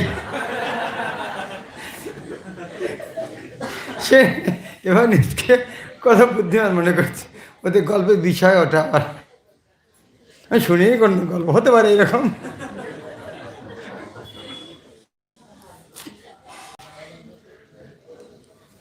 ভবরোগী মূঢ় জানে না করি বঞ্চন, কর্মের যোজনা হতে ক্রমে জ্ঞান বল। অতএব তুমি পার্থ ছাড়ো অভিমান, তোমার সমস্ত শক্তি কর মরে দান। এখানে কি? এখানে এই যে সর্বধর্ম পরিত্যাজ্যের মতো একটা প্রথম কথা গীতে আসছে। অতএব তুমি পার্থ ছাড়ো অভিমান। ভগবান কিরকম বুদ্ধি? ছাড়ো অভিমান, তোমার সমস্ত শক্তি কর মরে দান। তোমার সমস্ত শক্তি আমাকে দাও। আমাকে দান করো মানে কি? আমার জন্য করো, আমার সন্তুষ্টি বিধানের জন্য করো। কর্মফল আশা ছাড়ো নির্মম হইয়া। নির্মম মানে কি? হ্যাঁ, নির্মম মানে অটল, কঠোর। নির্মম মানে এখানে বলছে কর্মফল আশা ছাড়ো নির্মম হইয়া মানে কি? কর্মফল আশা ছাড়ো নির্মম হইয়া মানে কি? নির্মম হয়ে কর্মফল আশা ছেড়ে দাও, তার মানে নির্মম হয়ে যাও, কঠোর হও। হ্যাঁ, ঠিক। কর্মফল আশা ছাড়ো নির্মম হইয়া, যুদ্ধ করো আশা তেজি মূঢ়তা তেজিয়া। মম মানে কি? আমার। নিঃ মম, আমার আমার ভাবটা ছাড়ো। তো নির্মম মানে কি? এটা যে আমার, এই ভাবটা ছাড়ো। বুঝে গেল? নির্মম মানে কি? আমার আমার ভাব, এটা ছাড়ানো হচ্ছে নির্মম। কর্মফল আশা ছাড়ো নির্মম হইয়া, যুদ্ধ করো আশা তেজি মূঢ়তা তেজিয়া। তাই যুদ্ধ ত্যাগ করো, আশা ত্যাগ করো, মূঢ়তা ত্যাগ করো। তো তোমার সমস্ত কর্ম আমাকে ত্যাগ করো। আমার এ মত কার্য অনুষ্ঠান করি, সর্বকর্ম করে শুধু ভজিতে শ্রীহরি। আরে সর্বনাশ, এখানে ভজিতে শ্রীহরি মানে কৃষ্ণ আবার হরির ভজনা করতে বলছে। কার কথা বলছিল? মানে বলতে পারেন এখানে কৃষ্ণ বলছেন শ্রীহরি ভজনা করো, তার মানে শ্রীহরি মানে আর কেউ আছে কি? তার মানে কৃষ্ণ শ্রীহরি ভজনা করতে বলছেন মানে কি? কার ভজনা করতে বলছেন? শ্রীহরি ভজনা করো। এর মানে কি? শ্রীহরি ভজনা করো, বাবাকে বলতে হয় না তোর বাবাকে প্রণাম কর? কখন বলতে হয়? হ্যাঁ, তার মানে তোর বাবা আলাদা। মা বলে না তোর মার কথা শোন, তার মানে তোর মা আলাদা। কখনো বলতে হয় কি না হয়? তো এরকম একটা গাধারা অপব্যাখ্যা করে, আরে কৃষ্ণ এরকম বলছে। হ্যাঁ না, এখানে যখন বলছেন ভগবান বলছেন শ্রীহরিকে ভজনা করো, তার মানে কৃষ্ণ নিজের কথাই বলছেন যে আমাকে ভজনা করো। যখন বাবা বলে ছেলেকে তো বাবাকে প্রণাম কর, তার মানে এই নয় আর একটা করে বাবা আছে। এখানে যখন বলা হচ্ছে সর্বকর্ম করে শুধু ভজিতে শ্রীহরি, হ্যাঁ আমি শ্রীহরি, তাই আমাকে ভজনা কর। শ্রদ্ধাবান মোর ভক্ত অসুয়াবিহীন, কর্মফল মুক্ত হয় ভক্তিতে বিলীন। শ্রদ্ধাবান মোর ভক্ত অসুয়াবিহীন, যারা আমার ভক্ত তারা শ্রদ্ধাবান, অসুয়া কি মাৎসর্য দেশ রহিত, কর্মফল মুক্ত হয় ভক্তিতে গেলে। প্রকৃতি সদৃশ্য চেষ্টা করে গুণবান, প্রকৃতির বশে সর্বকর্ম অনুষ্ঠান কার্য অনুষ্ঠান। বহুকাল হতে যারা প্রকৃতির বশ, নিগ্রহ করিতে না রে হইয়া বিবশ। মানে কি? বহুকাল হতে যারা প্রকৃতির বশ, নিগ্রহ করিতে না রে হইয়া বিবশ। বহুত দিন থেকে যারা বদভ্যাস আছে, সারা সহজ না, বহুকাল হতে যারা প্রকৃতির বশ, তাদের জন্য এটা সারা মুশকিল। সেজন্য যে 50টা সিগারেট প্রতিদিন খায়, পরের দিনই বল সব বন্ধ করো, ও পারবে? বহুকাল ওকে কি বলতে হবে? খা 40টা খা, ধীরে ধীরে। ওকে একবারে কঠিন বলতে বুঝতে পারবে না। অতএব ইন্দ্রিয়ার্থে রাগদ্বেষ ছাড়ি, বিষয়েতে রাগদ্বেষ কিছু নাহি করি। রাগদ্বেষ মানে কি? রাগদ্বেষ মানে রাগদ্বেষ করি মানে রাগ মানে রাগ মানে কি? রাগ মানে ক্রোধ, আসক্তি। হ্যাঁ, রাগ মানে অনুরাগ, রাগ মানে আসক্তি। এই রাগটা কি হচ্ছে? রাগ কথা গুরু মহারাজ ব্যাখ্যা করছেন, রাগ কথা হচ্ছে রং থেকে, রাগ হৃদয়ের রং, হৃদয়ের ভাবনা, হৃদয় কি চায়, অনুরাগ, সেখান থেকে হচ্ছে অনুরাগ। অনুরাগ মানে কি? নিরন্তর, অনুগমন, অনুধাবন, অনুসরণ, নিরন্তর, পশ্চাৎ। তাহলে অনুরাগ, আসক্তি। তাহলে রাগ দেশ মানে আসক্তি অনাসক্তি, রাগ দেশ মানে আসক্তি বিদ্বেষ, আসক্তি বিদ্বেষ, এটা না হচ্ছে রাগদ্বেষ। না আসক্তি না বিদ্বেষ, দূরে থাকা যাবে না। বিষয়তে রাগদ্বেষ কিছু নেই করে, মানে বিষয়ের প্রতি আসক্ত হওয়া যাবে না। হ্যাঁ, যেমন ধরেন আপনাকে, আপনি 1 কোটি টাকা দিতে চান, ও আমাকে দেন, ওটা আসক্তি হওয়া যায় না। কে যদি দেয়, না না আমি নেবো না, ওটাও বলা যাবে না, ওটা আমাকে কি দিচ্ছে, ওটা গৌরী দিয়ে দিচ্ছে। রাগও থাকবে না, আসক্তি থাকবে। একবার একটা ফটো নিয়ে এসছে প্রভুপাতকে বাজার, প্রভুপাত করে স্বামীজি, হ্যাঁ এই এক সাধুর ছবি আসছে, এত অনাসক্ত, টাকার ওনার পাশে শখ লেগে যায়, ফটো উঠেছে ওর টাকা এইরকম শখ, মানে কি শখের বাংলা কি? হ্যাঁ, ঝটকা খাচ্ছে, হ্যাঁ ঝটকা খাচ্ছে। বল এত বড় বিরক্ত, টাকার পাশ খেলে ঝটকা খেয়ে যায়, এত বড় বিরক্ত সন্ন্যাসী। এরকম ছবি এসেছে এক সাধু। তো প্রভাত বলছে, কালকে আমার একটা ফটো বানাও, এরকম টাকা আমি ধরবো, সেরকম ছবি লাগাও।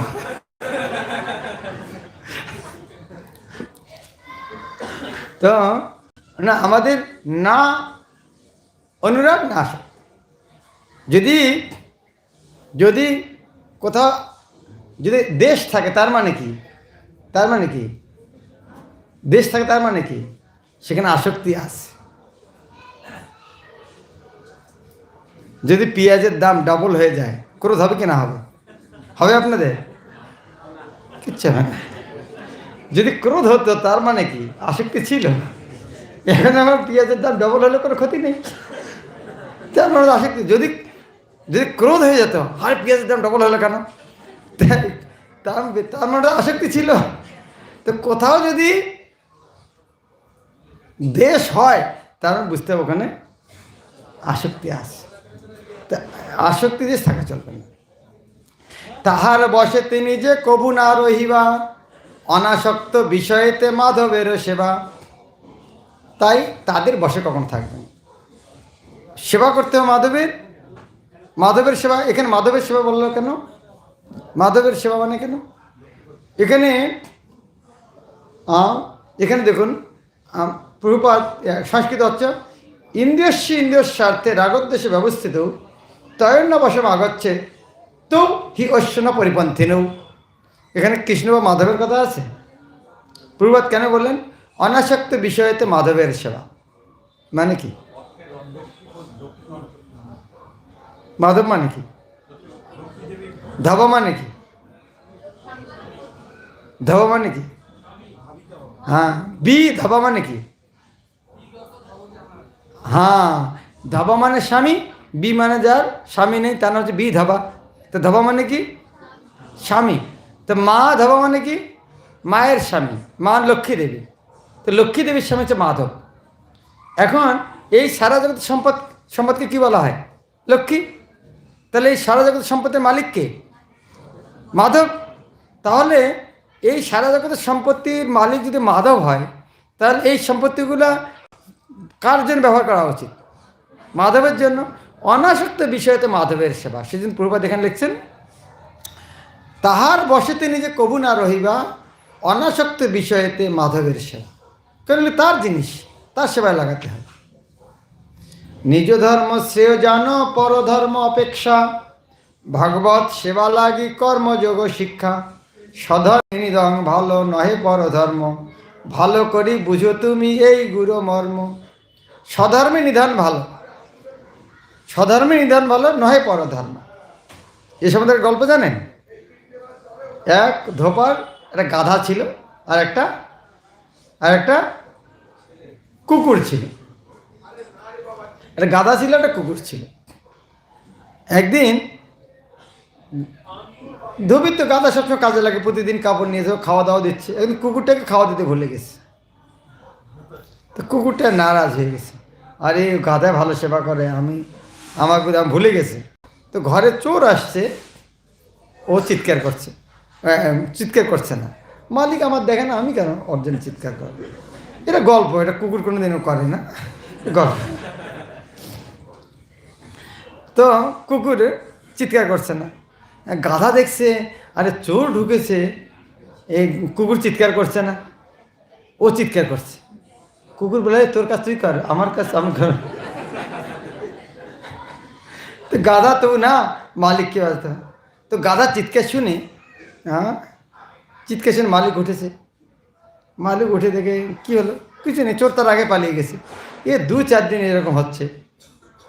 তো কুকুর তো কিছু করছে না, আর গাধা প্রতিদিন চিৎকার করছে। আর মালিক তো নারাজ আছে, এই গাধা আমার প্রতিদিন ঘুম পাচ্ছে, পিঠে শুরু করেছে।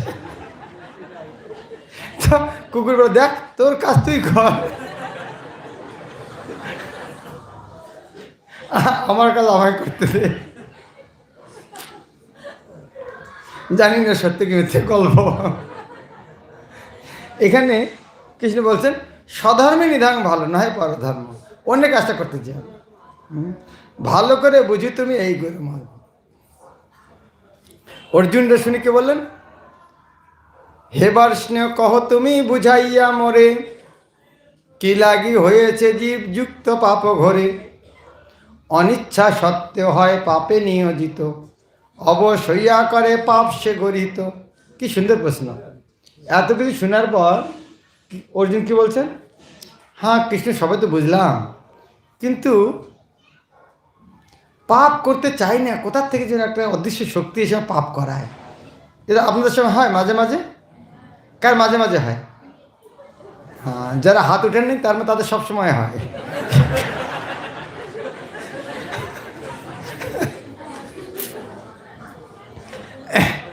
অনিচ্ছা সত্ত্বেও পাপে নিয়ে যেত, অবশ্যই করে পাপ সে করে। ইচ্ছে নেই তবু। হ্যাঁ, আমরা ছোটোবেলার কবিতা শুনেছিলাম, মনে আছে কিনা? হ্যাঁ, মনে কর বলে হেন কর্ম না করিবার, স্বভাব করায় কর্ম কি দোষ আমার। স্বভাব করায় কর্ম কি দোষ আমার। তো এরকম হয় অনেক এটা শুধু আমাদের জন্য, অর্জুন নিজেই স্বীকার করেছেন কোথার থেকে যেন একটা অদৃশ্য শক্তি এসে আমাকে পাপ করাচ্ছে, করতে চাই না। অর্জুনের জন্য যদি হয়ে থাকে তাহলে সবার জন্য এটা হচ্ছে। কি সুন্দর কৃষ্ণ উত্তর দিচ্ছেন, হ্যাঁ গাধা এরকম উত্তর হয়। তো এরকম অর্জুনকে স্বীকার না, তুমি যা বলছো ঠিক, এটা হয়। কাম আর ক্রোধ হয় রজগুণ দ্বারা, অভিভূত বদ্ধজীব ত্রিজগতে সারা। হ্যাঁ হয়, এরা কিছু জন্য হয়, কাম আর ক্রোধ এই রজগুণ দ্বারা হয়। তা এই দুটাকে জ্ঞানী জীব এই দুই মহাশত্রু জানে, করে তাই গুণাতীত কার্য সাবধানে। তার মানে এই কাম আর ক্রোধ সবচেয়ে বড় শত্রু। এই শত্রু দূরে কোথা থেকে জন্ম দেয়? রজ। তো তম তো আরও খারাপ। তাই ভক্তরা কি করে, এই তম আর রজগুণ থেকে দূরে থাকতে চায়। এই কেন শত্রু, কীরকম শত্রু, খুব সুন্দর উদাহরণ দিচ্ছেন। এই কাম আর ক্রোধ কীভাবে শত্রুতা করে, ত্রিজগতে কাম মাত্র সর্ব আবরণ, আগুনেতে ধূম যথা ধূসর দর্শন, অথবা জরায়ু যথা গর্ভ আবরণ, অল্পাধিক এই সব কামেরও কারণ। উদাহরণগুলো বোঝা গেল। ত্রিজগতে কাম মাত্র সর্ব আবরণ, জীবের চেতনাটাকে কাম আবদ্ধ করেছে। একটা লাইট বাল্ব জ্বলছে, এক কোট পেইন্ট, কি বলে বাংলায়, একবার যদি রং করেন আলোটা বাড়বে না কমবে? কমবে। আর একবার যদি করেন, আর একবার যদি করেন, আর একবার করেন, এক সময় কি হয়ে যাবে? আলোই দেখা যাবে না। তো আমাদের চেতনার উপরে কামনা বাসনা এরকম আবরণ। আবরণ যত মাত্রায় আবরণ তত মাত্রায় শুদ্ধ চেতনা অপ্রকাশিত। শুদ্ধ চেতনা কি? সচ্চিত আনন্দময়। এখন যত মাত্রায়, তাহলে এটা শত্রু কিনা আবরণ। এখন তার উদাহরণ দিয়েছে কীরকম, আগুনেতে ধূম যথা ধূসর দর্শন। আগুনেতে ধূম যথা ধূসর দর্শন মানে কি? হ্যাঁ, কে এটা কে উত্তর দিতে পারে? হাত উঠান। আগুনেতে ধূম যথা ধূসর দর্শন, একজন হাত উঠেছেন, বলুন।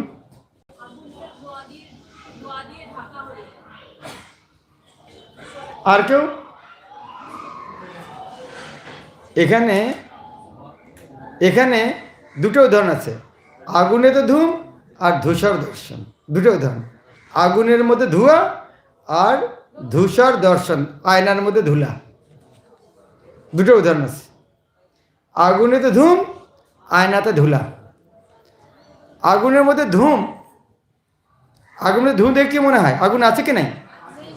হ্যাঁ, আগুনেতে ধোঁয়া দেখলে কি মানে আগুন আছে কি নেই? আগুন আছে, না থাকলে ধোঁয়া আসবে কোত্থেকে? আগুন নেই, কি ধোঁয়া দেখে কি বোঝা যায়? আগুন আছে, যদিও আগুন দেখা যাচ্ছে না, কিন্তু বোঝা যায় এখানে আগুন আছে।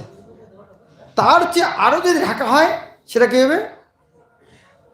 ধূসর দর্শন। আয়না যদি ধুলে দিয়ে ঢাকা থাকে, আয়না যদি ধুলে দিয়ে ঢাকা থাকে, আয়না কি আয়না বোঝাও যায় না, এত ঢাকা। ওটার অন্তত ধোঁয়া দেখে তো বোঝা যায় এখানে আগুন আছে। আর আয়নাটা আয়নাটা আয়নাটা বোঝাও যাবে না, এত ঢাকা, বোঝা যাবে না আয়না কি অন্য কিছু। তাহলে কার কামনা বাসনা বেশি? আয়নাতে। তার হচ্ছে কি, জরায়ু যথা গর্ভ আবরণ, পেটের মধ্যে যখন বাচ্চা থাকে, বাচ্চা আছে কি না আছে বোঝা যায়? বোঝা যায় আলট্রাসোনোগ্রাফি করতে হয়। তার মানে সেটা আরও আবার তিনটে উদাহরণ। প্রথমটা আগুন ধূম, পরেরটা আয়না, পরেরটা অল্পাধিক এই সব কামেরও কারণ। কি বললেন? কি বাংলা কথা বুঝতে পারলেন? অল্প অধিক সব কামের কারণ। এই যে তিনটে উদাহরণ, কারো অল্প কারো অধিক কামের কারণ। তাহলে এই তিনটে উদাহরণ প্রভাত সুন্দর করে বর্ণনা দিয়েছেন। এই যে সবচেয়ে বেশি ঢাকা কোনটা? হ্যাঁ, ভ্রূণ। তো সেই চেতনা কোনটা? সেই চেতনার উদাহরণ হচ্ছে বৃক্ষলতা। দেখে মনে হয় না যে তাদের মধ্যে চেতনা আছে। সেই চেতনাটার নাম কি? আবৃত চেতনা, এত ঢাকা, একেবারে মনে হচ্ছে জড়বস্তুর মতো। বৈজ্ঞানিকেরাও পর্যন্ত জানতেন না। স্যার জগদীশ চন্দ্র বসু প্রথম আবিষ্কার করলেন যে গাছের প্রাণ আছে। তারপরের উদাহরণটা কি? আয়না। তার উদাহরণটা হচ্ছে পশু পাখির চেতনা। পশু পাখির চেতনাটা কীরকম? প্রথমে এটা আবৃত ছিল, এর নাম সংকুচিত চেতনা। এখানে প্রাণ আছে কিন্তু অনেকে বুঝতে পারে না। যেমন খ্রিস্টান ধর্মে ওদের লেখা আছে দাউ শ্যাল নট কিল, তবু পশু হত্যা করে খায়। বলে না না, ওর মধ্যে প্রাণ নেই। কিল মানে শুধু মানুষকে মারা কিল বলে, অন্যগুলো কিল না, ওদের প্রাণ নেই, কি মারবে? তো ওরা বুঝতে পারে না। তার হচ্ছে আর কম পরেরটা উদাহরণ কি? আগুন। দেখে মনে হয় যদি আগুন দেখা যাচ্ছে না কিন্তু আগুন আছে, সেই চেতনা হচ্ছে মানুষের। সেটা কিসের সঙ্গে উদাহরণ? সেটা না মুকুলিত চেতনা। মুকুল গাছের একটা ফুলের কুড়িটাতে ওর মধ্যে কি আছে? সুন্দর একটা ফুল আছে, সুগন্ধ আছে, একটা ফল হবে, বীজ হবে, সব কিছু ওর মধ্যে আছে। কিন্তু দেখতে কিসের মতো? গাছের শাখার মতোই। তার মানে মানুষ পশুর মতোই। যতক্ষণ না ফোটে নেই ফুলটা, ততক্ষণ সে একটা জন্তু বা পশু। হয়তো 2 পা আর 4 পা পার্থক্য থাকতে পারে না, আছে। তাহলে মানুষ হচ্ছে একটা পশুই, কিন্তু তার লাভটা কি? তার মধ্যে বিকাশ হওয়ার সম্ভাবনা আছে। তাহলে কী কী চেতনা হলো? আবৃত, সংকুচিত, আর একটা হচ্ছে মুকুলিত। এখন এই মুকুলিত যে চেতনা, মুকুল থাকলে হবে? সমস্ত মানুষই মুকুলিত চেতনা। এখন এই মুকুলিত চেতনা যদি গাছের সঙ্গে লেগে থাকে, গাছের সঙ্গে কী পাবে? জল এবং সূর্যের আলো, শ্রবণ কীর্তন সাধুসঙ্গের ফলে এই মুকুলটা কী হবে? ফুল হবে, বিকশিত হবে। সেই চেতনার নাম হচ্ছে বিকশিত চেতনা। আপনারা সবাই ভক্তরা হচ্ছে বিকশিত চেতনা। এবং সেই বিকশিত চেতনা আরও যখন হবে, সেটার নাম হচ্ছে পূর্ণ বিকশিত চেতনা, শুদ্ধ ভক্ত। পূর্ণ বিকশিত চেতনায় পূর্ণ প্রস্ফুটিত ফুলে কী হয়? তার সুগন্ধ, সৌরভ এবং সৌন্দর্য অনেক দূর থেকে আকৃষ্ট করে লোককে। তো শুদ্ধ ভক্ত এরকম আকৃষ্ট, যেন প্রভুপাদ, তারপর সবাই আকৃষ্ট। এভাবে চেতনার বিভিন্ন স্তর। এই চেতনাগুলি কামের দ্বারা ঢাকা থাকে। যার যত মাত্রায় কামনা কম, সে তত মাত্রায় মুক্ত। ত্রিজগতে কাম মাত্র সর্ব আবরণ, আগুনিতে ধূম যথা ধূসর দর্শন, অথবা জরাই যথা গর্ব আবরণ, অল্প অধিক এইসব কামের কারণ। তাহলে যে আবরণ করে বন্ধু না শত্রু? এই নিত্য বৈরী করে জ্ঞান আবরণ, জীব তাহে বদ্ধ হয় নহে সাধারণ। কাম হয় দুষ্পূরণ অগ্নির সমান, অতএব কাম লাগি হওয়া সাবধান। সেই কাম অধিষ্ঠিত ইন্দ্রিয়াদি মনে, বুদ্ধিতে আকে নিখিল ভুবনে। বদ্ধজীব সে কারণে দেহ অভিমানী, স্বাতন্ত্র্যের ব্যবহার নাহি জানে জ্ঞানী। অতএব হে ভারত, প্রথমেতে কাম নিয়মিত করি হওয়া সম্পূর্ণ নিষ্কাম। ভক্তির ধারণ সেই কাম জয়ের জন্য, সে বিজ্ঞান নাশী নাহি পতন্য। বদ্ধজীব জড়বুদ্ধি ইন্দ্রিয় প্রধান, ইন্দ্রিয়াধিপতি মন কর্মের বিধান। মন হতে পরাবুদ্ধি, তারপর আত্মা, অতএব কর সেবা সেই পরমাত্মা। অপ্রাকৃত বুদ্ধি দ্বারা করদাস্য তার, ভুচিবে সকম কাম ব্যবহার। সেই সে উপায় এক শত্রু জিনিবার, কামরূপ দুরাসদ কেহ নেই আর। ভক্তি বেদান্ত কহে শ্রীগীতার গান, শুনে যদি শুদ্ধ ভক্ত কৃষ্ণগত প্রাণ। হরে কৃষ্ণ।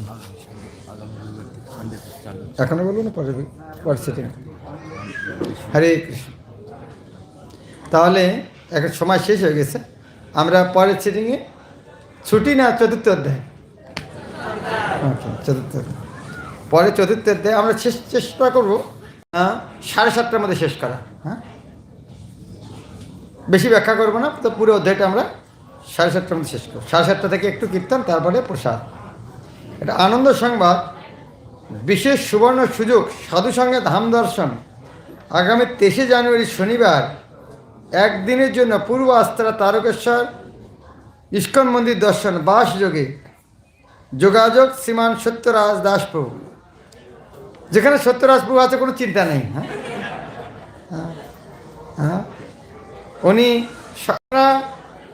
যাবেন সকালবেলা, এখান থেকে বেরোবেন, সারাদিন তারকেশ্বর খুব সুন্দর মন্দির বানিয়েছেন পিনাকি প্রভু। আমি ওখান থেকে আসলাম, গুরু মহারাজ উদ্বোধন করেছেন গতবার। ওখানে গেস্ট হাউস আছে, আপনারা যদি থাকতে চান থাকতে পারবেন। প্রসাদের খুব সুন্দর ব্যবস্থা আছে। কালকে গীতা জয়ন্তী 1000 লোক প্রসাদ পেয়েছে, অনেক লোক হয়েছিল, খুব সুন্দর ব্যবস্থা। সেখানে একটা কুণ্ড বানানো হয়েছে, কুণ্ড খননের কাজ চলছে, সুন্দর রাস্তা হয়েছে, গাড়ি একেবারে মন্দির পর্যন্ত যেতে পারে। তো যারা এই সুযোগটা নিতে চান, আবার বুঝতে পারছেন কেন সিট লিমিটেড, আগে আসলে আগে পাবেন, এই ভিত্তিতে বুকিং করা হবে। আর একটা ভালো খবর, প্রভুপাদ ইস্কন জগৎ তৈরি করলেন সানডে লাভ ফিস্ট, খুব সুন্দর নাম দিয়েছেন সানডে লাভ ফিস্ট। সেটা আগামী রবিবার থেকে বিকাল 4টায় এটা শুরু হবে। এটা লকডাউনের জন্য বন্ধ ছিল, তখন আবার আগামী রবিবার থেকে চালু হচ্ছে। তা আপনারা অলরেডি চালু হয়ে গেছে, আজকে তো আপনি এসে গেছেন সানডে। হ্যাঁ, তো কিন্তু নিয়মিতভাবে সানডে ফিস্টের মতো আগামী, আজকের টাইমটা তো অন্যরকম চলছে, কিন্তু আগে সানডে ফিস্টের মতো যেরকম টাইম 4টে থেকে প্রবচন প্রসাদ, সেরকম আগামী রবিবার থেকে হবে। আপনারা আরও তথ্য পাবেন, যোগাযোগ করবেন ভক্তদের সঙ্গে। হরে কৃষ্ণ। শিল প্রভুপাদ কি, ভগবদ্গীতা যথাযথ কি, স্বামী গৌর ভক্তবৃন্দ কি, গৌর প্রেমানন্দ।